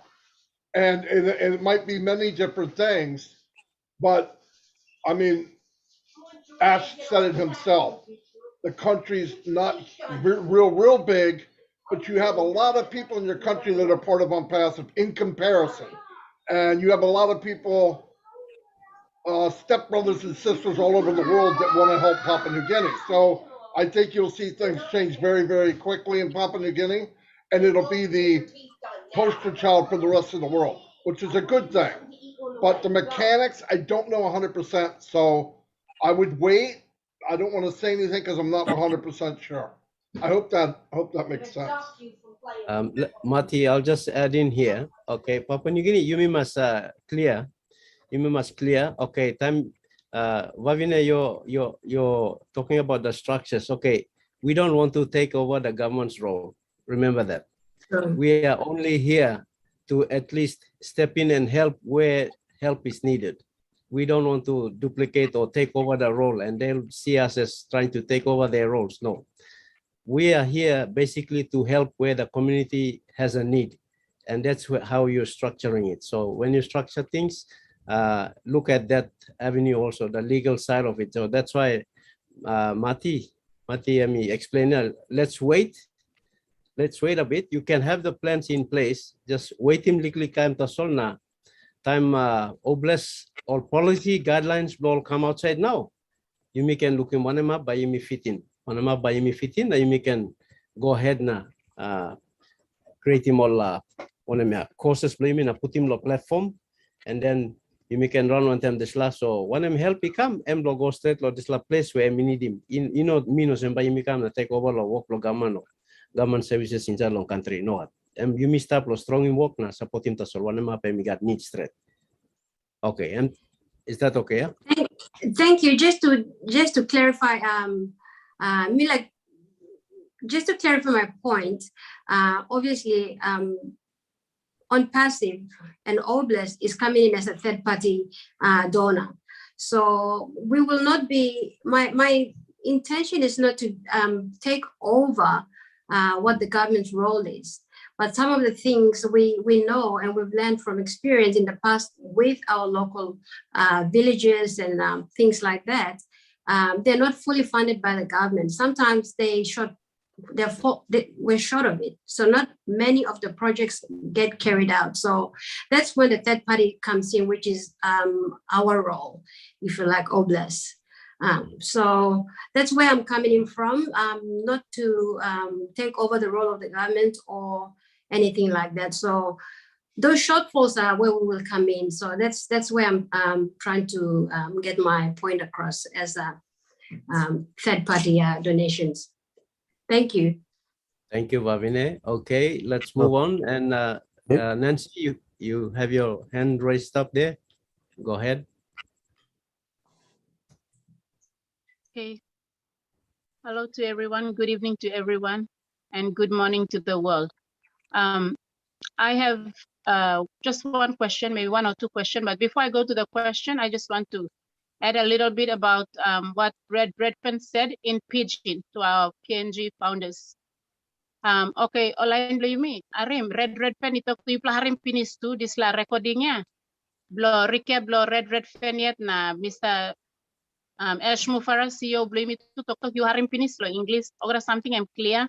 One plus something where Red Redpen he mentioned him can CEO him tok lo masam you must connect, you must engage because company may look manusia. Time you connect, time you attend him webinar, time you talk, you contribute him idea, blow you think, blow you. Company record him, na look save lo disla na stop.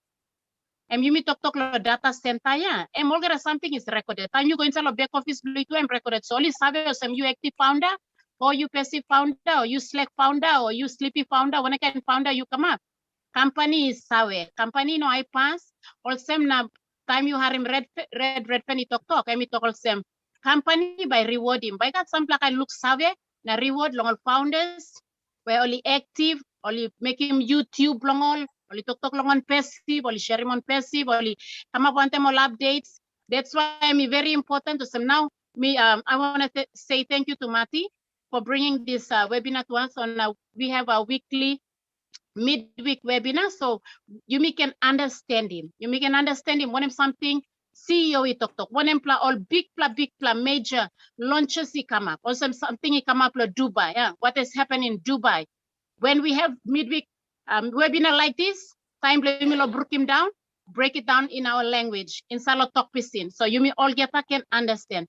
One means something me like talk long memol sem. You na me who site online where only no active, larimol. But you site you active, you must remain there. Because CEO I'm getting Salo ting blong, I'm like reward him online. I'm like look him sem, you serious for this business. Now you got heart. Now you mean business one time this business, huh? So pay attention or this kind of click or something, because time something it come up, you know can talk, oh na me, hey now no consider me, no look save lo me no got. System ya you me save, me work one time artificial intelligence. Or sem na AI ya, and by recording more get something. You make it seem long. Okay, thank you, PNG. My question is to Mr. Mati Digamo, and it is this. Mr. Ash Mufara in previous webinars mentioned that the marketing campaign is going to go for 16 months. Now, with all that is happening, what do you see? What is your perspective on that 16-month period?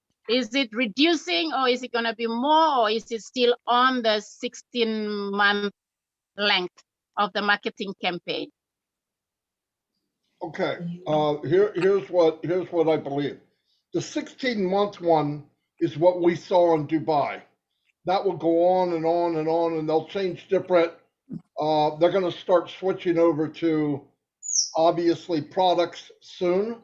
Founder positions will be shut down. That's one campaign. I believe there will be many. It's only going to increase from here. It's only going to go up. You're going to see magazines, you're going to see television, you're going to see newspapers, you're going to see all around the world. On the 20 in the middle of June, another major event is coming. It will have something to do with marketing and advertising. See, let me explain.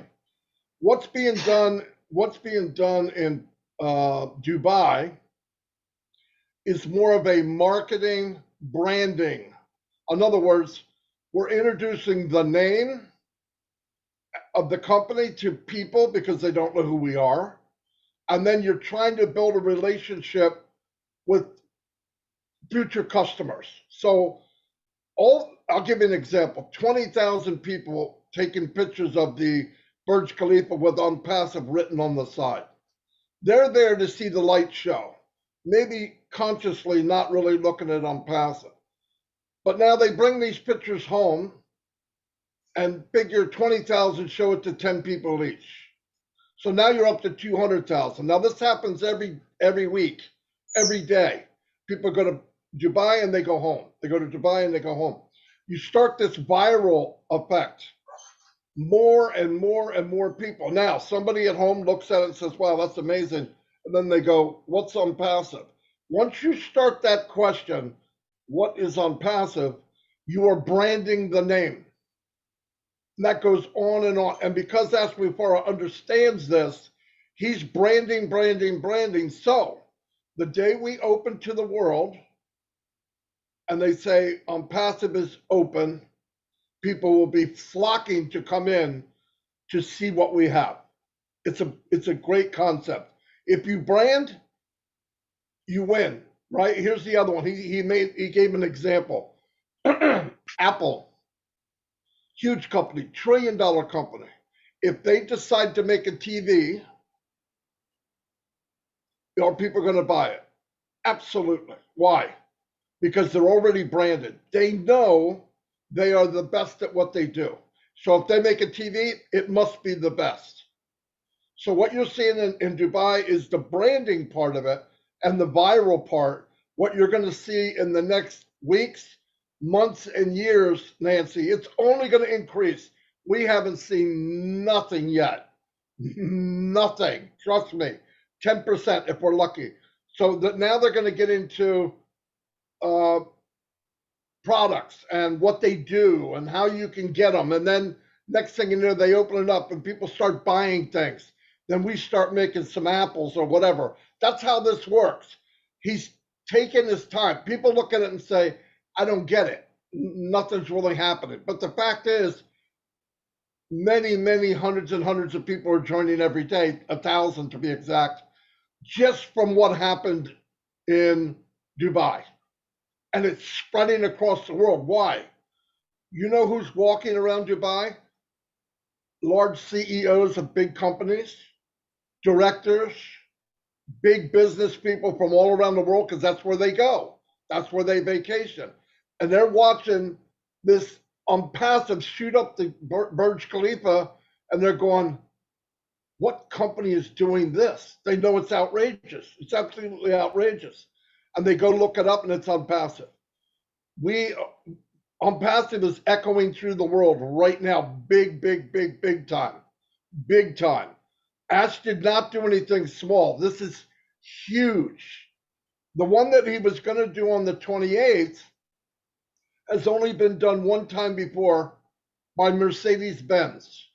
I don't know what it was, but it was huge.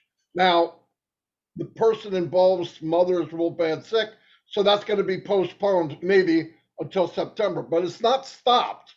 Everything we see is only the beginning. He said, I'm going to compound marketing. So he doesn't start one market, it ends and he starts a new one. He starts one, packs another one on top, puts another one on top of that one, another one on top of that one.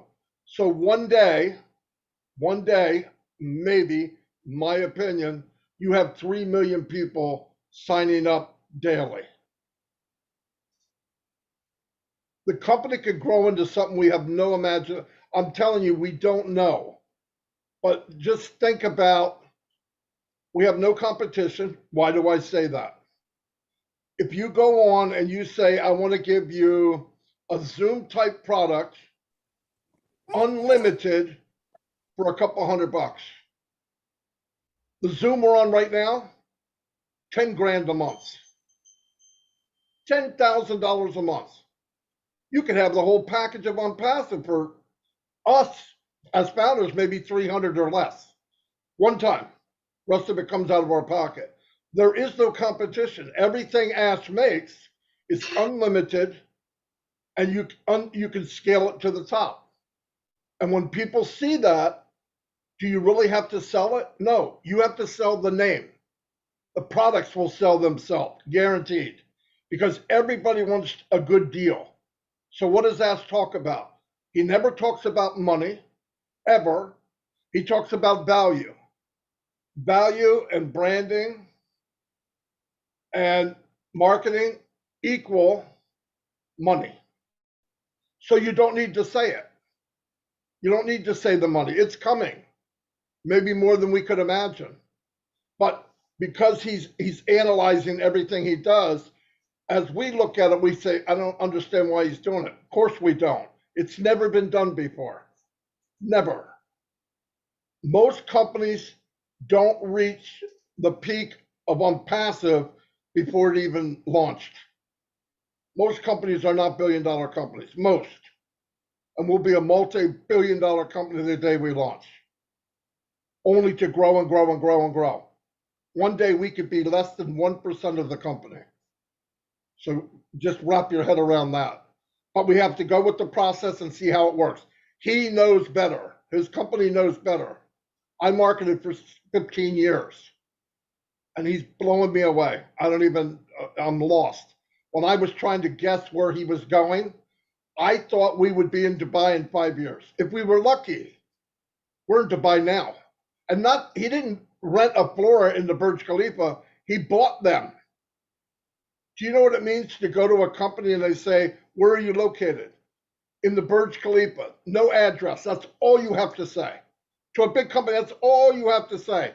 And they go, you've got to be kidding, right? They may not be saying that out loud. And inside they're going, oh, these people don't play. It answers all the questions to other companies. Where are you located? The Burj Khalifa. Boom, that's it. That is the address. You don't have to say Dubai. You don't have to say. Everybody in big business knows it. And that's what we're part of. And I know I answered your question and maybe 50 other questions you didn't ask, but marketing is going on, Nancy. What we see so far, which is massive, is just a little bit of where we're going. It'll never end. It'll get bigger and bigger and bigger. And he has 100 different ways that I know of for different ways of advertising and marketing. We haven't seen nothing yet. So I hope that answers your question. Powerful. It's very clear. Thank you, Marty. Now, one question to the tech guys. Now that we're going to have our data center going live, what does that mean? Can you explain it to us, please? Thank you. Vincent, do you want to take it? Yeah, I'll take this. Okay, yeah, thank you, Police. Okay, yeah. Thank you, Nancy, for this question. So having a data center for our company, we have a lot of advantages. First of all, is costing. So we're going to save money from having our data center. This is the first thing we'll go for. Secondly, for security reason, because no one will also our information. So it's like we have your money box and then you give to your neighbor to put in his house. I'll break it down this way so you can understand. So your money box being in your neighbor house, anything can happen. If he need money or is desperate, he can go and have it. And then he can find out anything, if you have jewelry, anything in that box, the person can have it. They say, oh, I know Nancy have this is in that box. But having your own house, you think is more secure for you. So this is the second advantage of having our data center. The third thing is scalability, and then redundancy, availability. So all this is the advantages we're having to have our data center. So this is, and then also in terms also for our business, we have also geolocalization. It will be everywhere in the world as well. And then in top of that, we have the latest technologies behind our data center, where other competitors or other companies in the world, they don't have that. So we're better off than other people, and then we'll be better performance. Anything we do, it will come quickly, just like that. Just we click and then just you get the information. So this is almost most of the information we have from our data center, the benefits of our data center, having our own data center. So it's security, performance, cost, because the most important thing we need to think is the cost. It will cost us less money now because hiring other people is a lot of money. So this is costing, security, performance, and then reliability and availability. We have all this. And also on top, the technology behind, we have the latest technology among the other technologies in the world. Yeah, let me add something before Collins goes on. Mm-hmm. From a non-techie person. Mm-hmm. It would be like you're renting a home and you don't own the land, mm-hmm. or you put money in a bank. You own the bank when you have a data center. You own the land, you own everything. You have a say. Right now, any of you go online, you go to Google, you go somewhere, you put your name, your email, they can sell that information. When we say data, your name and your email is data. Data is money. When we get our own house, we're not renting from anybody. We own the internet. We own the internet. We're not answering to anybody. If something said and they didn't like Ash or they didn't like Onpassive, AWS could shut us down. I'm not saying they would, but they have that control. When you own the bank and you create the money and you are the bank, hey, lights out, right? I mean, there's nothing, we could do what we want, say what we want, work with each other. You know the data's safe. When I put my name and email in, where's it at? It's stored in my bank that we own. It's a big deal. It's a really, really big deal. And the other thing is, like he said, you can scale it. And what will happen is the bank will become the bank of many companies. it will support many, many companies. And every time they come and they put in their money, let's just use an easy number, $100, and Ash decides to pay the people 50%. And listen, I don't know what it is, but all of this is data, and data is money. I know when people hear data, they're thinking, what the heck is that? Data is everything we do. Anytime you write on the internet, you type a word, that's data. That data is going somewhere. But when you get on passive and you close that door, we own the whole block. We're not renting from anybody. You look outside, I see houses across the street. I don't know, the neighbor owns them. We own the whole block. We will own the city of Onpassive. Really, it's powerful, powerful, powerful. All right, I'm done. Maddy, I just said, let me just add, Maddy, you've just said it, or you just take it from my mouth. Like as you said, a lot of people really, they don't really know what data is. You know, like now we are in Zoom, all of us here, right? We don't know where Zoom is hosting. Maybe it's in AWS data center, Amazon Web Services, or in Microsoft Azure, right? They are paying a lot of money, and the images here, they are all data. So for each images here, you have to pay for it, and it costs millions upon millions. I think last time we were talking, I think with Maddy, we were discussing, looking at when we have O Connect, we have the same thing, pictures, upload, all of those things. So they have to store them all in the data, and this data go into data center for security. Just imagine, you know, what AWS will charge us. Maybe we can hit 2 billion users, and we're making say the time Onpassive, say 5 years or 6 years, Onpassive is making trillions of dollars. You know, Amazon said, no, I need 1 trillion. If you don't give me, I shut you down. That's what they do. The more money you make, the more they charge you. And you don't have control over that. Because remember, you are hosting not only that information, you're holding like the life. If say we're running as a bank, just imagine if they shut the whole banking system down, they shut the data down, people will not be able to collect their money, withdraw their money. They will not be able to do a lot of things. You know, there is nothing you can do. You are just like, you are living in a land of nowhere, you know, because all that information is hosted in the data center. And the important way Mr. Ash look at it and say, you know what, it is time for us to have our own, because there are a lot of information. Imagine if we say we want to be with Microsoft and Amazon Web Services, and people are studying online or academy, and they shut us down. What will happen? Imagine, have we think about our wallet? They shut us down, we will not be able to withdraw money from our wallet to our bank account. Those are the things we have to think, that when you think about it, and all the money we have, like physical money, but when it is in there, it is data. You know, it's just value, it's just number, just massive data. The only time you can see it as physical cash is when you go to your bank and then, you know, put your PIN, your this, and then withdraw the physical paper. But when it's in there, it's just data. And they can just shut it down, and then, you know, that is the end of us. So when Ash look at it, say, no, let us have our own, so we have control of all our activity, and we believe in our security, because there you don't know how secure it is. Mm-hmm. You know, when you give some, it's like you go to a restaurant, you see a nice food on your plate, but you've never go to the kitchen to observe where your food is coming from, how clean or how dirty the kitchen is. You don't even have control over the kitchen, but you can just see what is on your table. That's how data is. We don't know what they are doing behind, if they are selling your information or not, to whoever they are selling your information. But when it is with us, we are sure, because we know where it is. We know everything, all the activity. It is secure because you have confidence, because you have it in your hands. And that is the most important thing. And it is money, because as Maddy Bigamo said, Amazon, not the Amazon side you say in the application where the marketplace. It is the data center that makes this man to be the world richest man. That is it. That is what is giving him a lot. He can shut that marketplace down and live with that data center, and he will still be one of the most wealthiest person, because it is massive.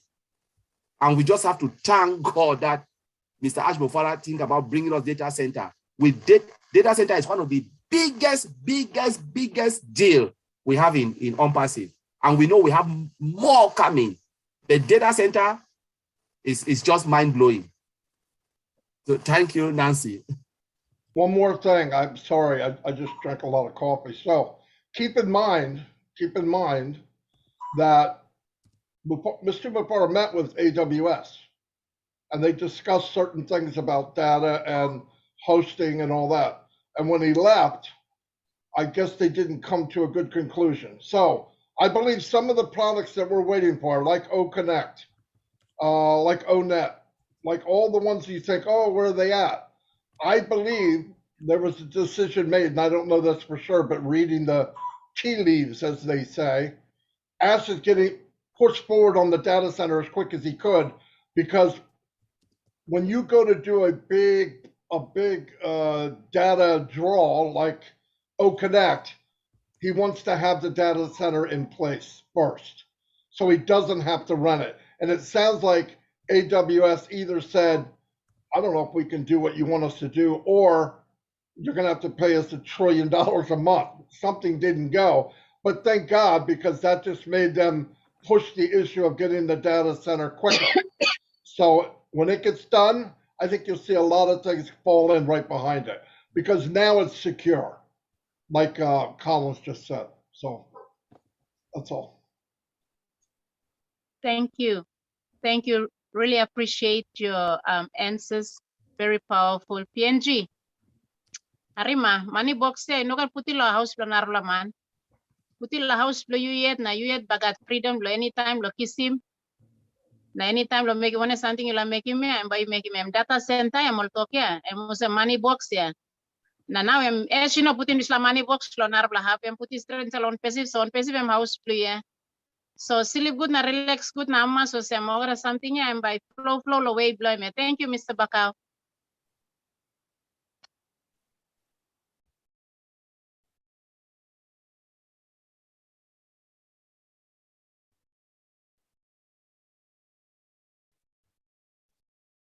I believe he might have gotten booted out. I don't see him.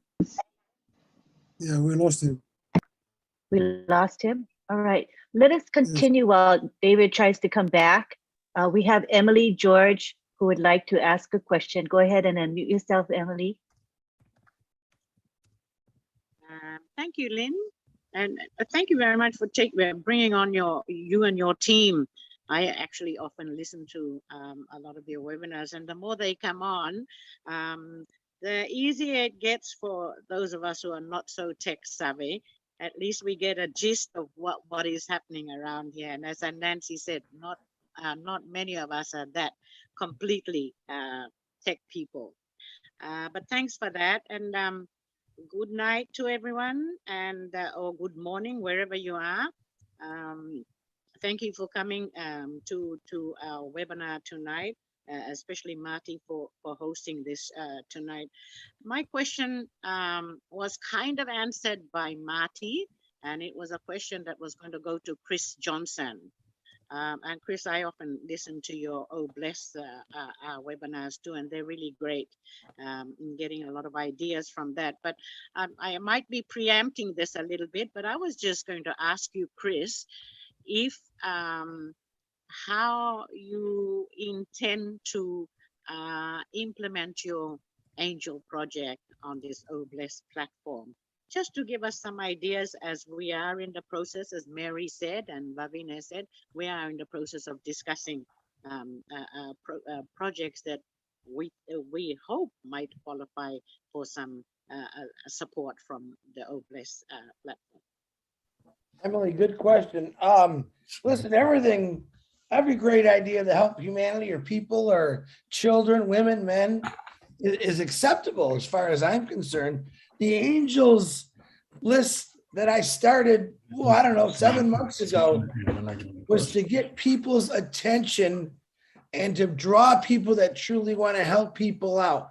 So basically, the Angels list is a compiled list of people from all over the world, of every color, every religion, every race, to show that we care and we truly want to help out. Now, Julie Wen had put a document in the back office under updates. It's a form that you fill out. Now, I think Lucy just asked me It's not an application form. What it is, put down your information. Maybe you're a social worker, a nurse, a doctor, a construction worker, a house builder.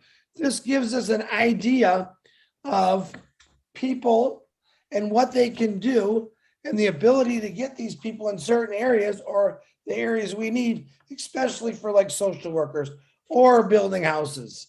So basically, it's not an application. It's a list of all the people that are truly want to be angels that have certain skills that can help people out in this world. But Emily, as far as Papua New Guinea goes, and the one young lady, Miss Benny said about the regions and stuff like that, the more you all communicate with each other, all right, and that's kind of what that list is doing. We're communicating with each other. It closes a lot of gaps, all right? But if you guys simply talk to each other, plan all your ideas out, and then discuss it with each other, you know, do a phone call or a private Zoom as maybe this is what you want to do. Maybe it works in region 1, but not in region 7. But if you guys just start planning it legally, you know, under your government's regulations or whatever, we don't want to step on any toes like that. But if you guys communicate privately of what you really want to be fixed, each region might be different.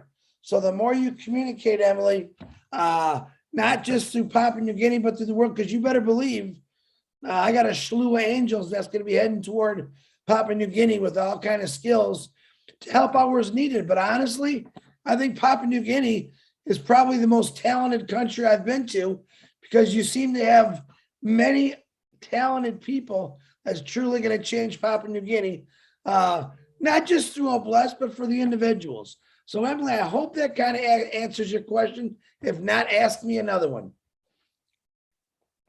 Thanks, it does, Chris. And I saw Julie's what is it, the page that you put in the back. I didn't really understand that you had to have some kind of special skills. I actually put my name down because I just wanted to know a lot more about it. So I might have made a mistake there. No, Emily, you can disregard my name. No. Emily, your skill is you got a heart and you got a care for helping. That's a skill. We're just trying to mold where there, you know, there's doctors, but you, like me, normal people, we got hearts and we care about people. I want everyone to put their name on that list. Maybe all you got to say is, I will help anywhere I'm needed, because that's what I did. I'm not a social worker or a doctor. My goodness, I'm a retired auto worker. You asked me to put a tire on a car, not a problem. You asked me to paint a car, not a problem. But if you ask me to help change the world, I can do anything anyone asks me to do. So Emily, please keep your name on that list and also pass it around to P&G. I just want to see everyone on there to show the world that we really, really are going to do this. Thank you, Emily. Thank you. Thank you, Chris.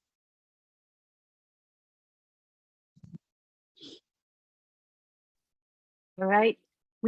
Thank you, Emily. We have next Karen George. Come on down, Karen.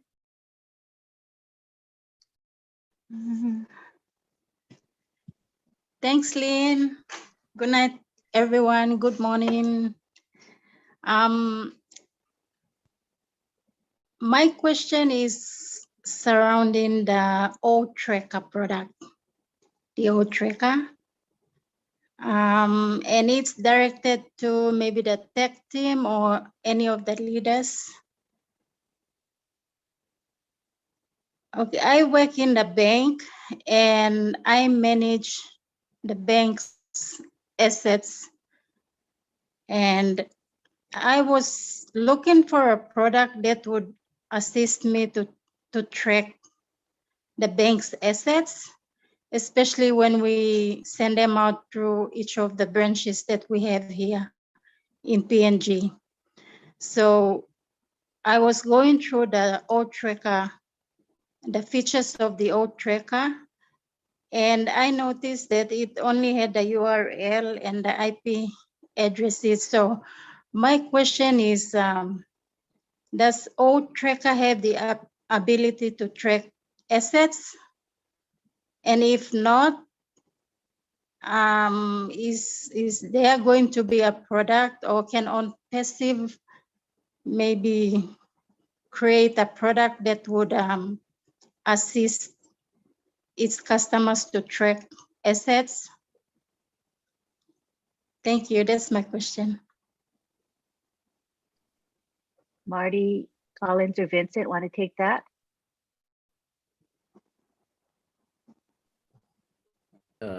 Before they come on, Karen, just clarify, when you're saying assets, what do you mean by that?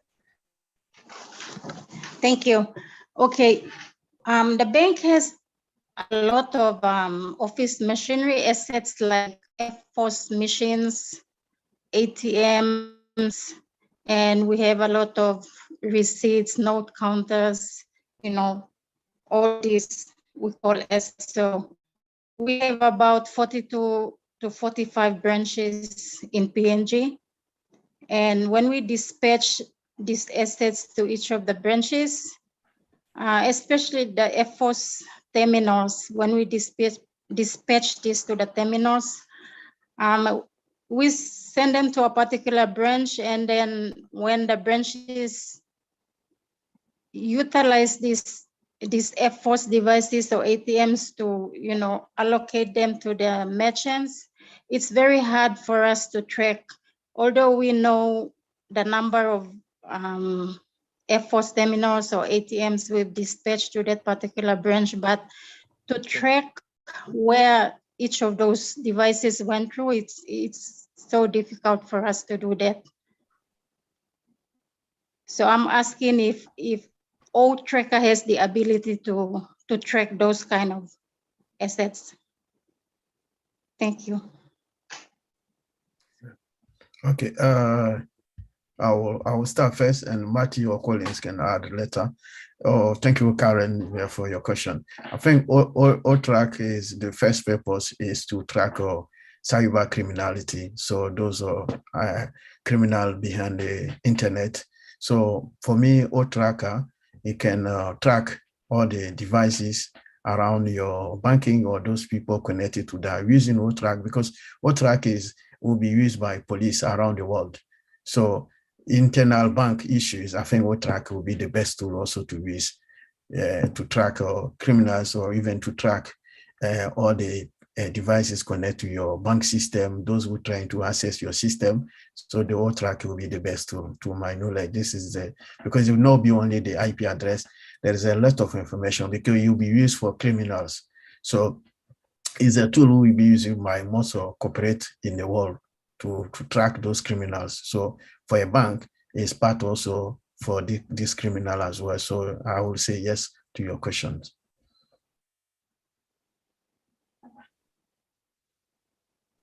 Okay, thank you, Vincent. That's the what will I say? The systematic part of it. What I'm saying is the actual product itself, the actual device itself, if we have to track it. I don't think OTracker will do it, but I'm just asking. Karen, can I ask you a question? Is it so that you know where that device is in location? Correct. Okay. Correct. Well, yes. Yeah, well, you want to have a GPS tracker. That's what you should be looking for. That will give you its location. There's many available now. It might be something in the future that Onpassive might be doing. We've already been told that internet connectivity and phone connectivity might be something in the future that Onpassive will be looking at. We've been told, especially through third world countries like yourselves, Africa, etc. Ash has got a goal to connect everybody. Whether we are using a third party for this or whether we're going to do it internally, I don't know. But as far as knowing where physical devices are, which is what you're talking about, i.e. ATMs, machinery, etc. like that, then you would implement a GPS tracker into it, into its fabric, and that will give you the location. There's many magnetic ones you can buy online now, by the way, that you can use via an app to track where devices are, cars, etc. So maybe that might be for now, an interim thing that your bank could use to find out where they are. As far as transactional purposes are concerned, OTracker, like Vincent rightly said, it is an IP address tracker. So that means every electronic device that is connected to the internet in any way, shape or form, whether it be a printer, whether it be mobile phone, whether it be laptops, anything that physically connects to the internet will have an IP address attached to that device. This is what OTracker tracks. So as far as you are concerned, yes, it will track transactions if they are done through that device that is attached to the internet. But as far as tracking where that device is located, yes, it will give a location ping through its IP address of where it's located. But for instance, if it got stolen, it wouldn't know where it is. So then you would need to have a GPS tracker on it to find that. I hope that helps clarify a few bits. Yep. Thank you so much, Red.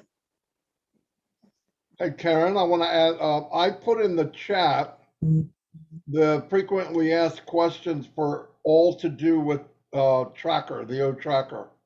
Now, about a year ago, well, I don't know if it's a year ago, I can't remember, I can't keep track of time, but a while ago, at least a year ago, Ash had brought up something that he was working on. It's probably done, something to do with more of a tracking type thing that you're looking at. Now, the thing is, we don't know all the products that he has.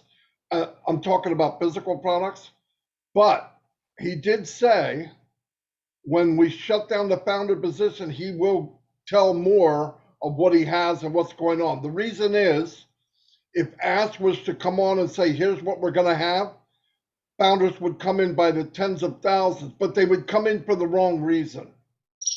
So he wants to hold off, shut off the founder position, and then he's going to kind of give us ideas of stuff that are in the pipeline. But I know that a tracking thing was a big deal. He had worked on something for the military to help families and all that. So I would not be surprised if there's some kind of tracking device. And if it's in need after we get launched, he'll make it happen. No doubt about it. So. Yeah. Thank you. Thanks, Matthew. Thank you, Karen. We have next Emin. Go ahead and speak, Emin. Unmute yourself. Good night, everybody. Can you hear me? Yes, we can hear you. Good night. Good night. Good night here in Papua New Guinea, and good morning wherever you are. I'm just trying to stress something about it. Data center, but I will speak in Pidgin because we were trying to. What will I say? It's we put lots of things here. Like we talk a lot here that some of our founders in PNG, they cannot digest everything here.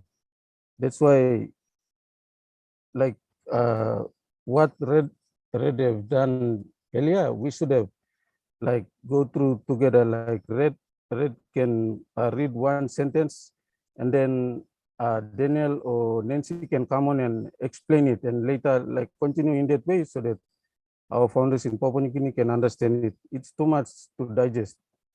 That's why, I mean, that's from my observation, but I'm just trying to speak in Pidgin, trying to explain a little bit about the data center, but later I will try connect with Winston and Colin, and they will assist me further to, like, we will try to simplify it down to the level where most of our Papua New Guinean founders can understand.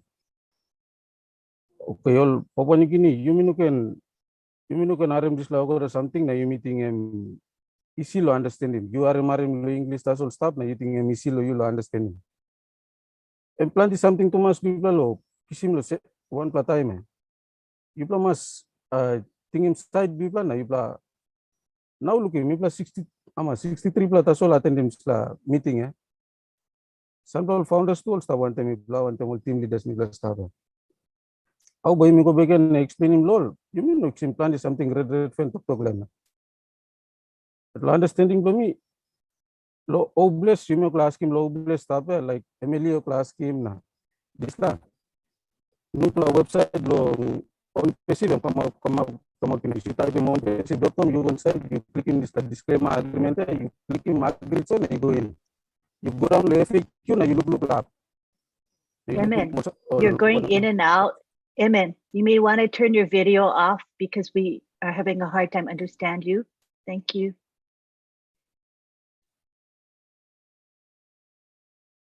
Hello. Go ahead. Okay. We can hear I have you. a bad network connection here now because it's foggy here from where I'm staying. Yeah, so that's why I'm planning something to my swimming or at the same time. So data center, yeah, Oblast, like Oblast, you go begin long type in onpassive.com and you go in, you look in mandate Oblast, you read them so FAQ or you open them up and you find them out. This la normally to can basking it, basking as mufarelo branding and as mufarelo to branding lo company name na this la. Ini ba protecting branding so. Sorry, man. No, you break here. You go break here. Network blue machine no clear. We plan on having you now. I go break here. Network blue no must good plan. I know picking up good. Yeah, it's foggy here now. That's why. Scratchy. It's very scratchy. Hard to understand. Yeah. Yes, but anyway, I think I don't know whether you are clear or no. Yeah, you're unintelligible right now, Emin. Sorry, we can't understand you. So can maybe try a bit later. Maybe the connection will get better in a bit. But at this time, I see Chris Johnson has his hand raised. Go ahead, Chris. Yeah, Emin and Nancy, I'm going to support you 100% on the Pidgin language. Unfortunately, this guy here speaks one language, but I'm going to give you a few suggestions. All right. Red Redfern does one heck of a job. As of Marty DeGarmo, give great recaps. And so what we've been doing in some areas of the world that don't necessarily speak English, we're actually giving them the write-up of that so they can read it in their country. In other words, Peter Shore puts all his notes in the back office. If one of you had the opportunity or the time to actually go through those notes or listen to what Red says and actually say it in Pidgin, it would probably help out. Because like I said, I only speak one language. But if one of you would like to try to, I know we did it with Julie in Vietnamese, we did it in French. There's ways that we can help out more and we can all help each other ourselves out. I know Nancy is a very wonderful speaker and reader, and she knows I love her. And I'm not putting this on Nancy, but Nancy, I would love if you could try to find a couple individuals, including Nancy, and maybe start going through the notes, or we've actually played a webinar like this on another Zoom, and we'll stop it. And then we'll let the interpreter explain what Red had just said, or explain what the tech guys are saying in your language. It helps all of us out. It really does. But remember, one thing I always say is we all have to take an incentive in doing something for each and everyone's business. But now we're passing information on to the world. So yeah, I take it as a responsibility. When I come to Papua New Guinea, which is my favorite webinar, all right, I want to hear you speak in Pidgin because maybe this guy can learn a few words. And I tried from Jocelyn a while back. She taught me some things, but take that into consideration, Nancy or Emin. A lot of the times the internet doesn't work great for us. back and forth because we're so far away or because of the weather conditions. But if you took the initiative to read Peter Scher's notes or take Red Redford's live he did the other day and listen to it, write down what he said, listen to it, write down what he said, and then you put it into Pigeon on a YouTube or a video so that you can send out to everyone in Papua New Guinea. So we make sure everyone in Papua New Guinea understands exactly what's going on with Onpassive and what it is. Just my thoughts, Nancy Emmon. It's the show is yours, but any help you need, please reach out to me and I will do whatever it takes that every Papua New Guinean knows about Onpassive and understands it. Thank you. Thank you, Chris. Good suggestions, very constructive, I believe. Thank you. Yeah, very I good see that. suggestion.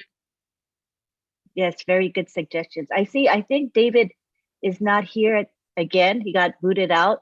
So let's take it back to Marty DeGarmo. Marty,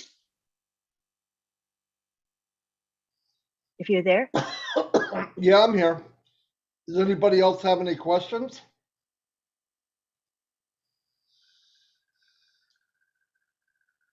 Wow, that's a beautiful sound.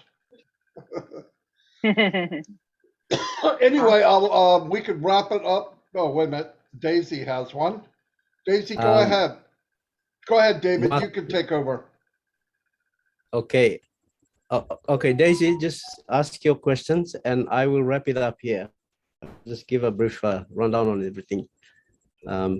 What Iman was talking about and Chris explained.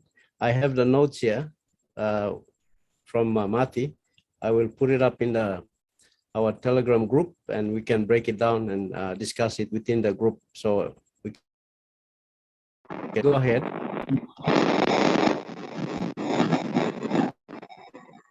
Hi. All right. Good night, Papua New Guinea.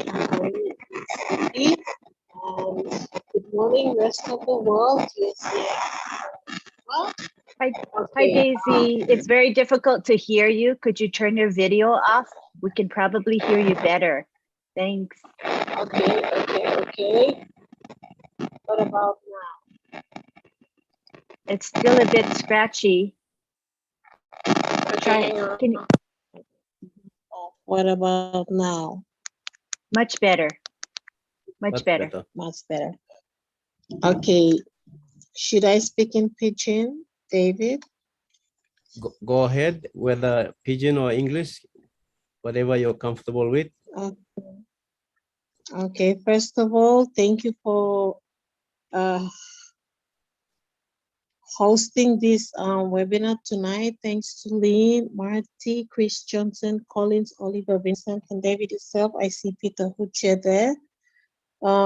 Thank you very much. That's number one. Number two, I hear a lot about the data center. So from my own understanding, one talks Papua New Guineans, example of some, you got bank account. So time you go to bank, you give him account number, blow you, lo bank teller. Na bank teller and press sample number go on. I'm talking you say, okay, you got this like kind of money inside the account to you, or kind of say, all right. So a data center is a similar concept or technology. Now, with Onpassive, this like data and money, information is money. So that's how you benefit, yeah? Okay. So time of talk data center, it's just about, say, bank of information. Or suppose you go to one place, now time the election like I'm close to one, you miss a common role.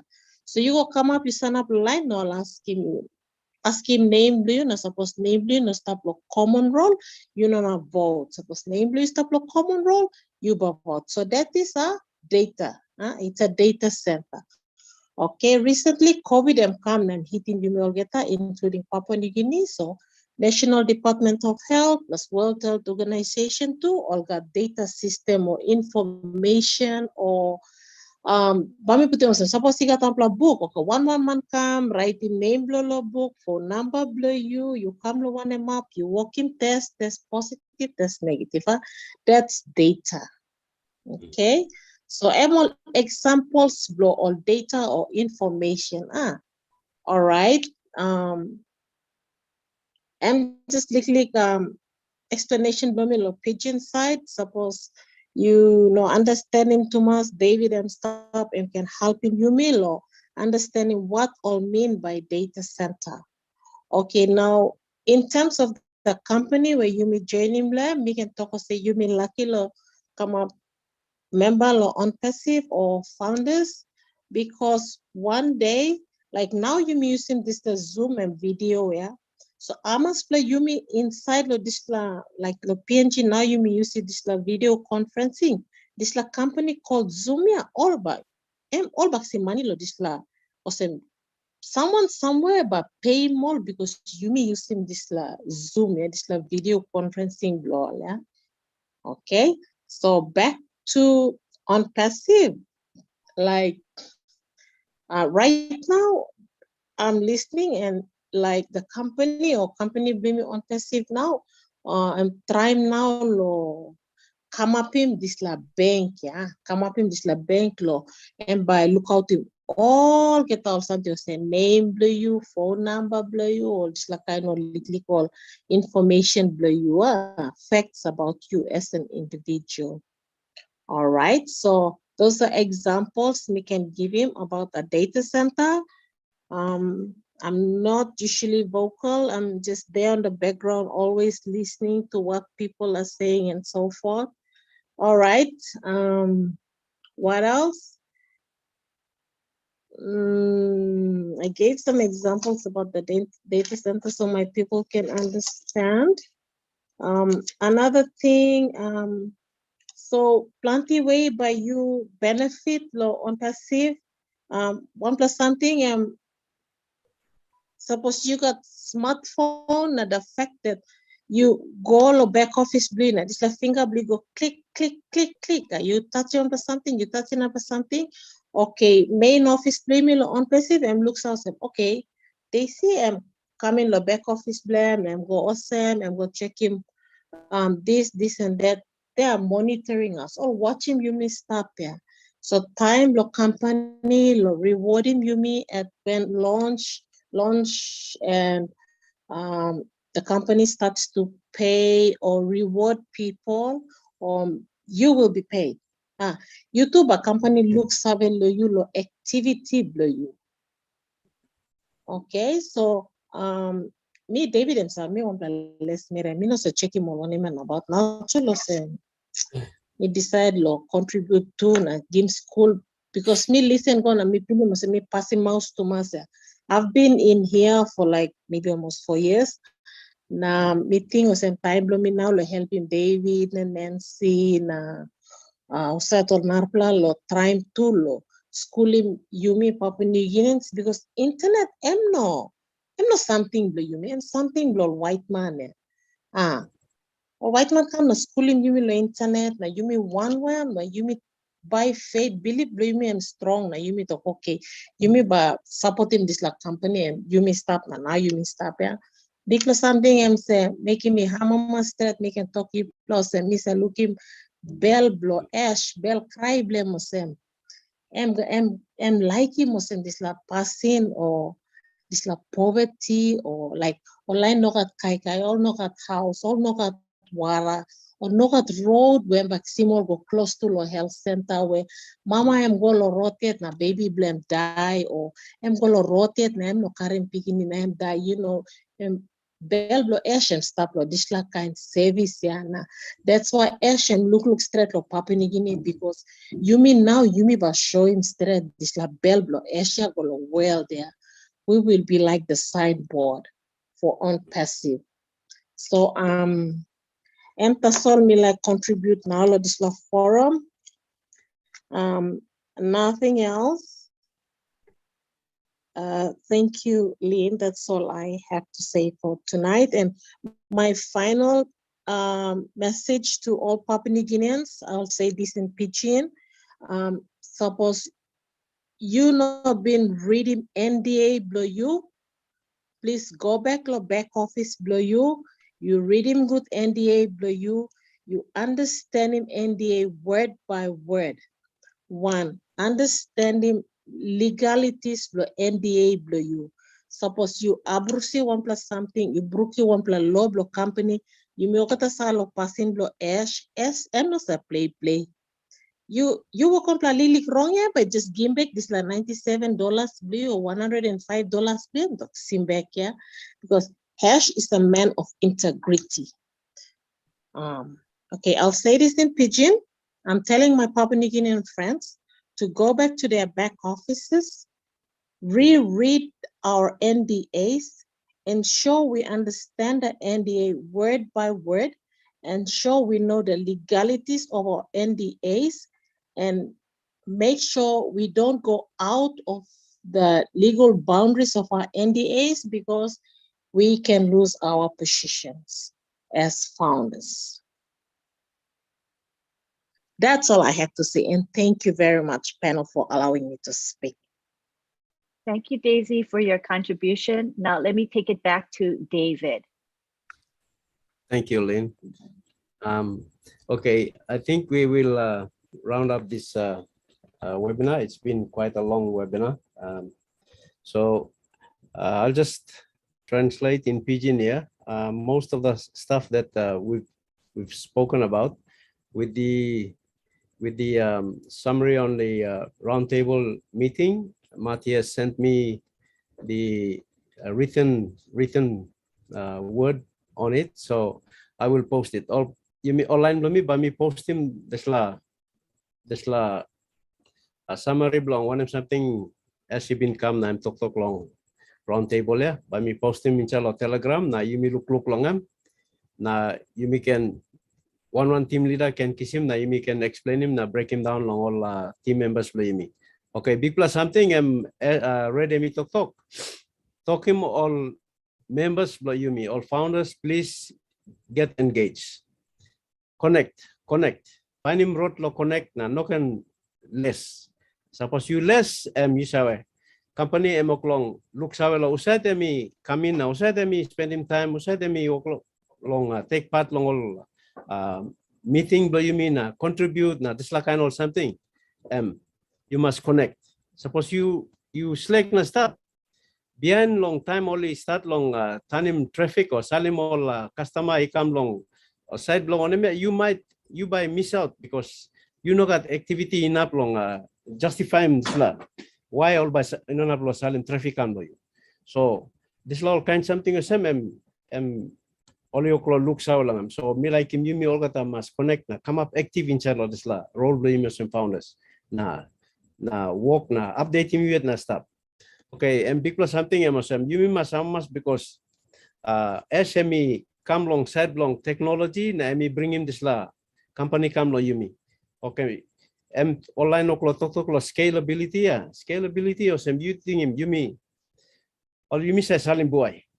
Okay, you me say beg him all boy put him lo bag na online say come buy him lo wholesale 160 kg bag yeah.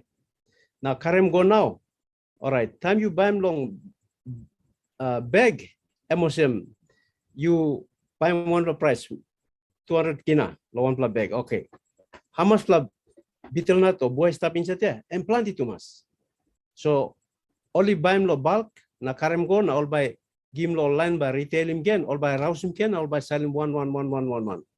So time you look lo this la, SME come lo said long technology na emi give him this volume you me talk value say talk value volume time money come plenty now price go down plenty money buy him by look him you buy kiss him you buy sell him out product you hurry up through so this road now by you me look him Onpassive and me create him this volume price by go down plenty man by come inside service belong emi quality service but price is down now plenty man ba come inside law same time so by looking most suppose you open him store na price blue down now cargo blue or some quality product you sell him inside 1 2 through this la cargo by go so you can look at some money but you make him hurry up through So that's how SME design him la business na. Emi kisim kamlo yumi. You na me meet la joining motion founder. You meet la privilege. Past time you meet talk long one product, but now I'm talk data center ya. I'm plenty all explaining pinis. Mino na pulling story lo desla. Information lo ya. One something you got lo personal information lo you put him inside. All man by come all by put him or some warehouse. All you come store him information lo desla rent up legal space ya. All by him on passive. All by him on passive now on passive by making money lo desla. Extra money on top lo desla. So me like encourage you me take part. No can sit down na Slack. Take part na come up active inside lo desla. Go na talk him all team members lo you. No can sleep. Buy him new phone. Find him phone. Buy him new phone. Good phone, but you can hook up good na connect lo internet na stuff. So thank you. Line lo PNG. Thank you everyone for joining us tonight in PNG. Morning hours in some parts of the world. Afternoon somewhere in USA. So thank you very much for everyone connecting with us. Thank you, Lynn. I pass it back to you. You can close it off. Thank you. I think this was a very productive webinar. Lots of good sharing. Thank you to Red Redfern for the roundtable update. Thank you to our leaders, Marty and Chris, for being here and speaking. Thank you to the many PNG leaders who spoke very eloquently and asked very, very good questions to benefit everyone. So we look forward to the next meeting where everybody will get to learn more about Onpassive and benefit. Thank you very much, David, for hosting the meeting. So at this time, we'd like to say aloha to one another. Everyone can unmute and say goodbye until the next time we meet. Thank you. Goodbye. Look at you. Bye-bye. Thank you. Bye-bye, David. Good Bye-bye. night. Bye. Good morning. Bye. Good night from Bye, PNG. everybody. Bye. Bye bye, Chris, Marty. Thanks, Marty. Thanks, Bye, Chris. Marty. Good You're night. welcome, Good Daniel. You're morning, welcome. Colin. Chris. Goodbye, Vincent. y'all. Bye-bye, Bye. Bye. Thank Hey, you. Chris, you stay in Papua New Guinea. I'll see you next week. Thank you so much, Colin.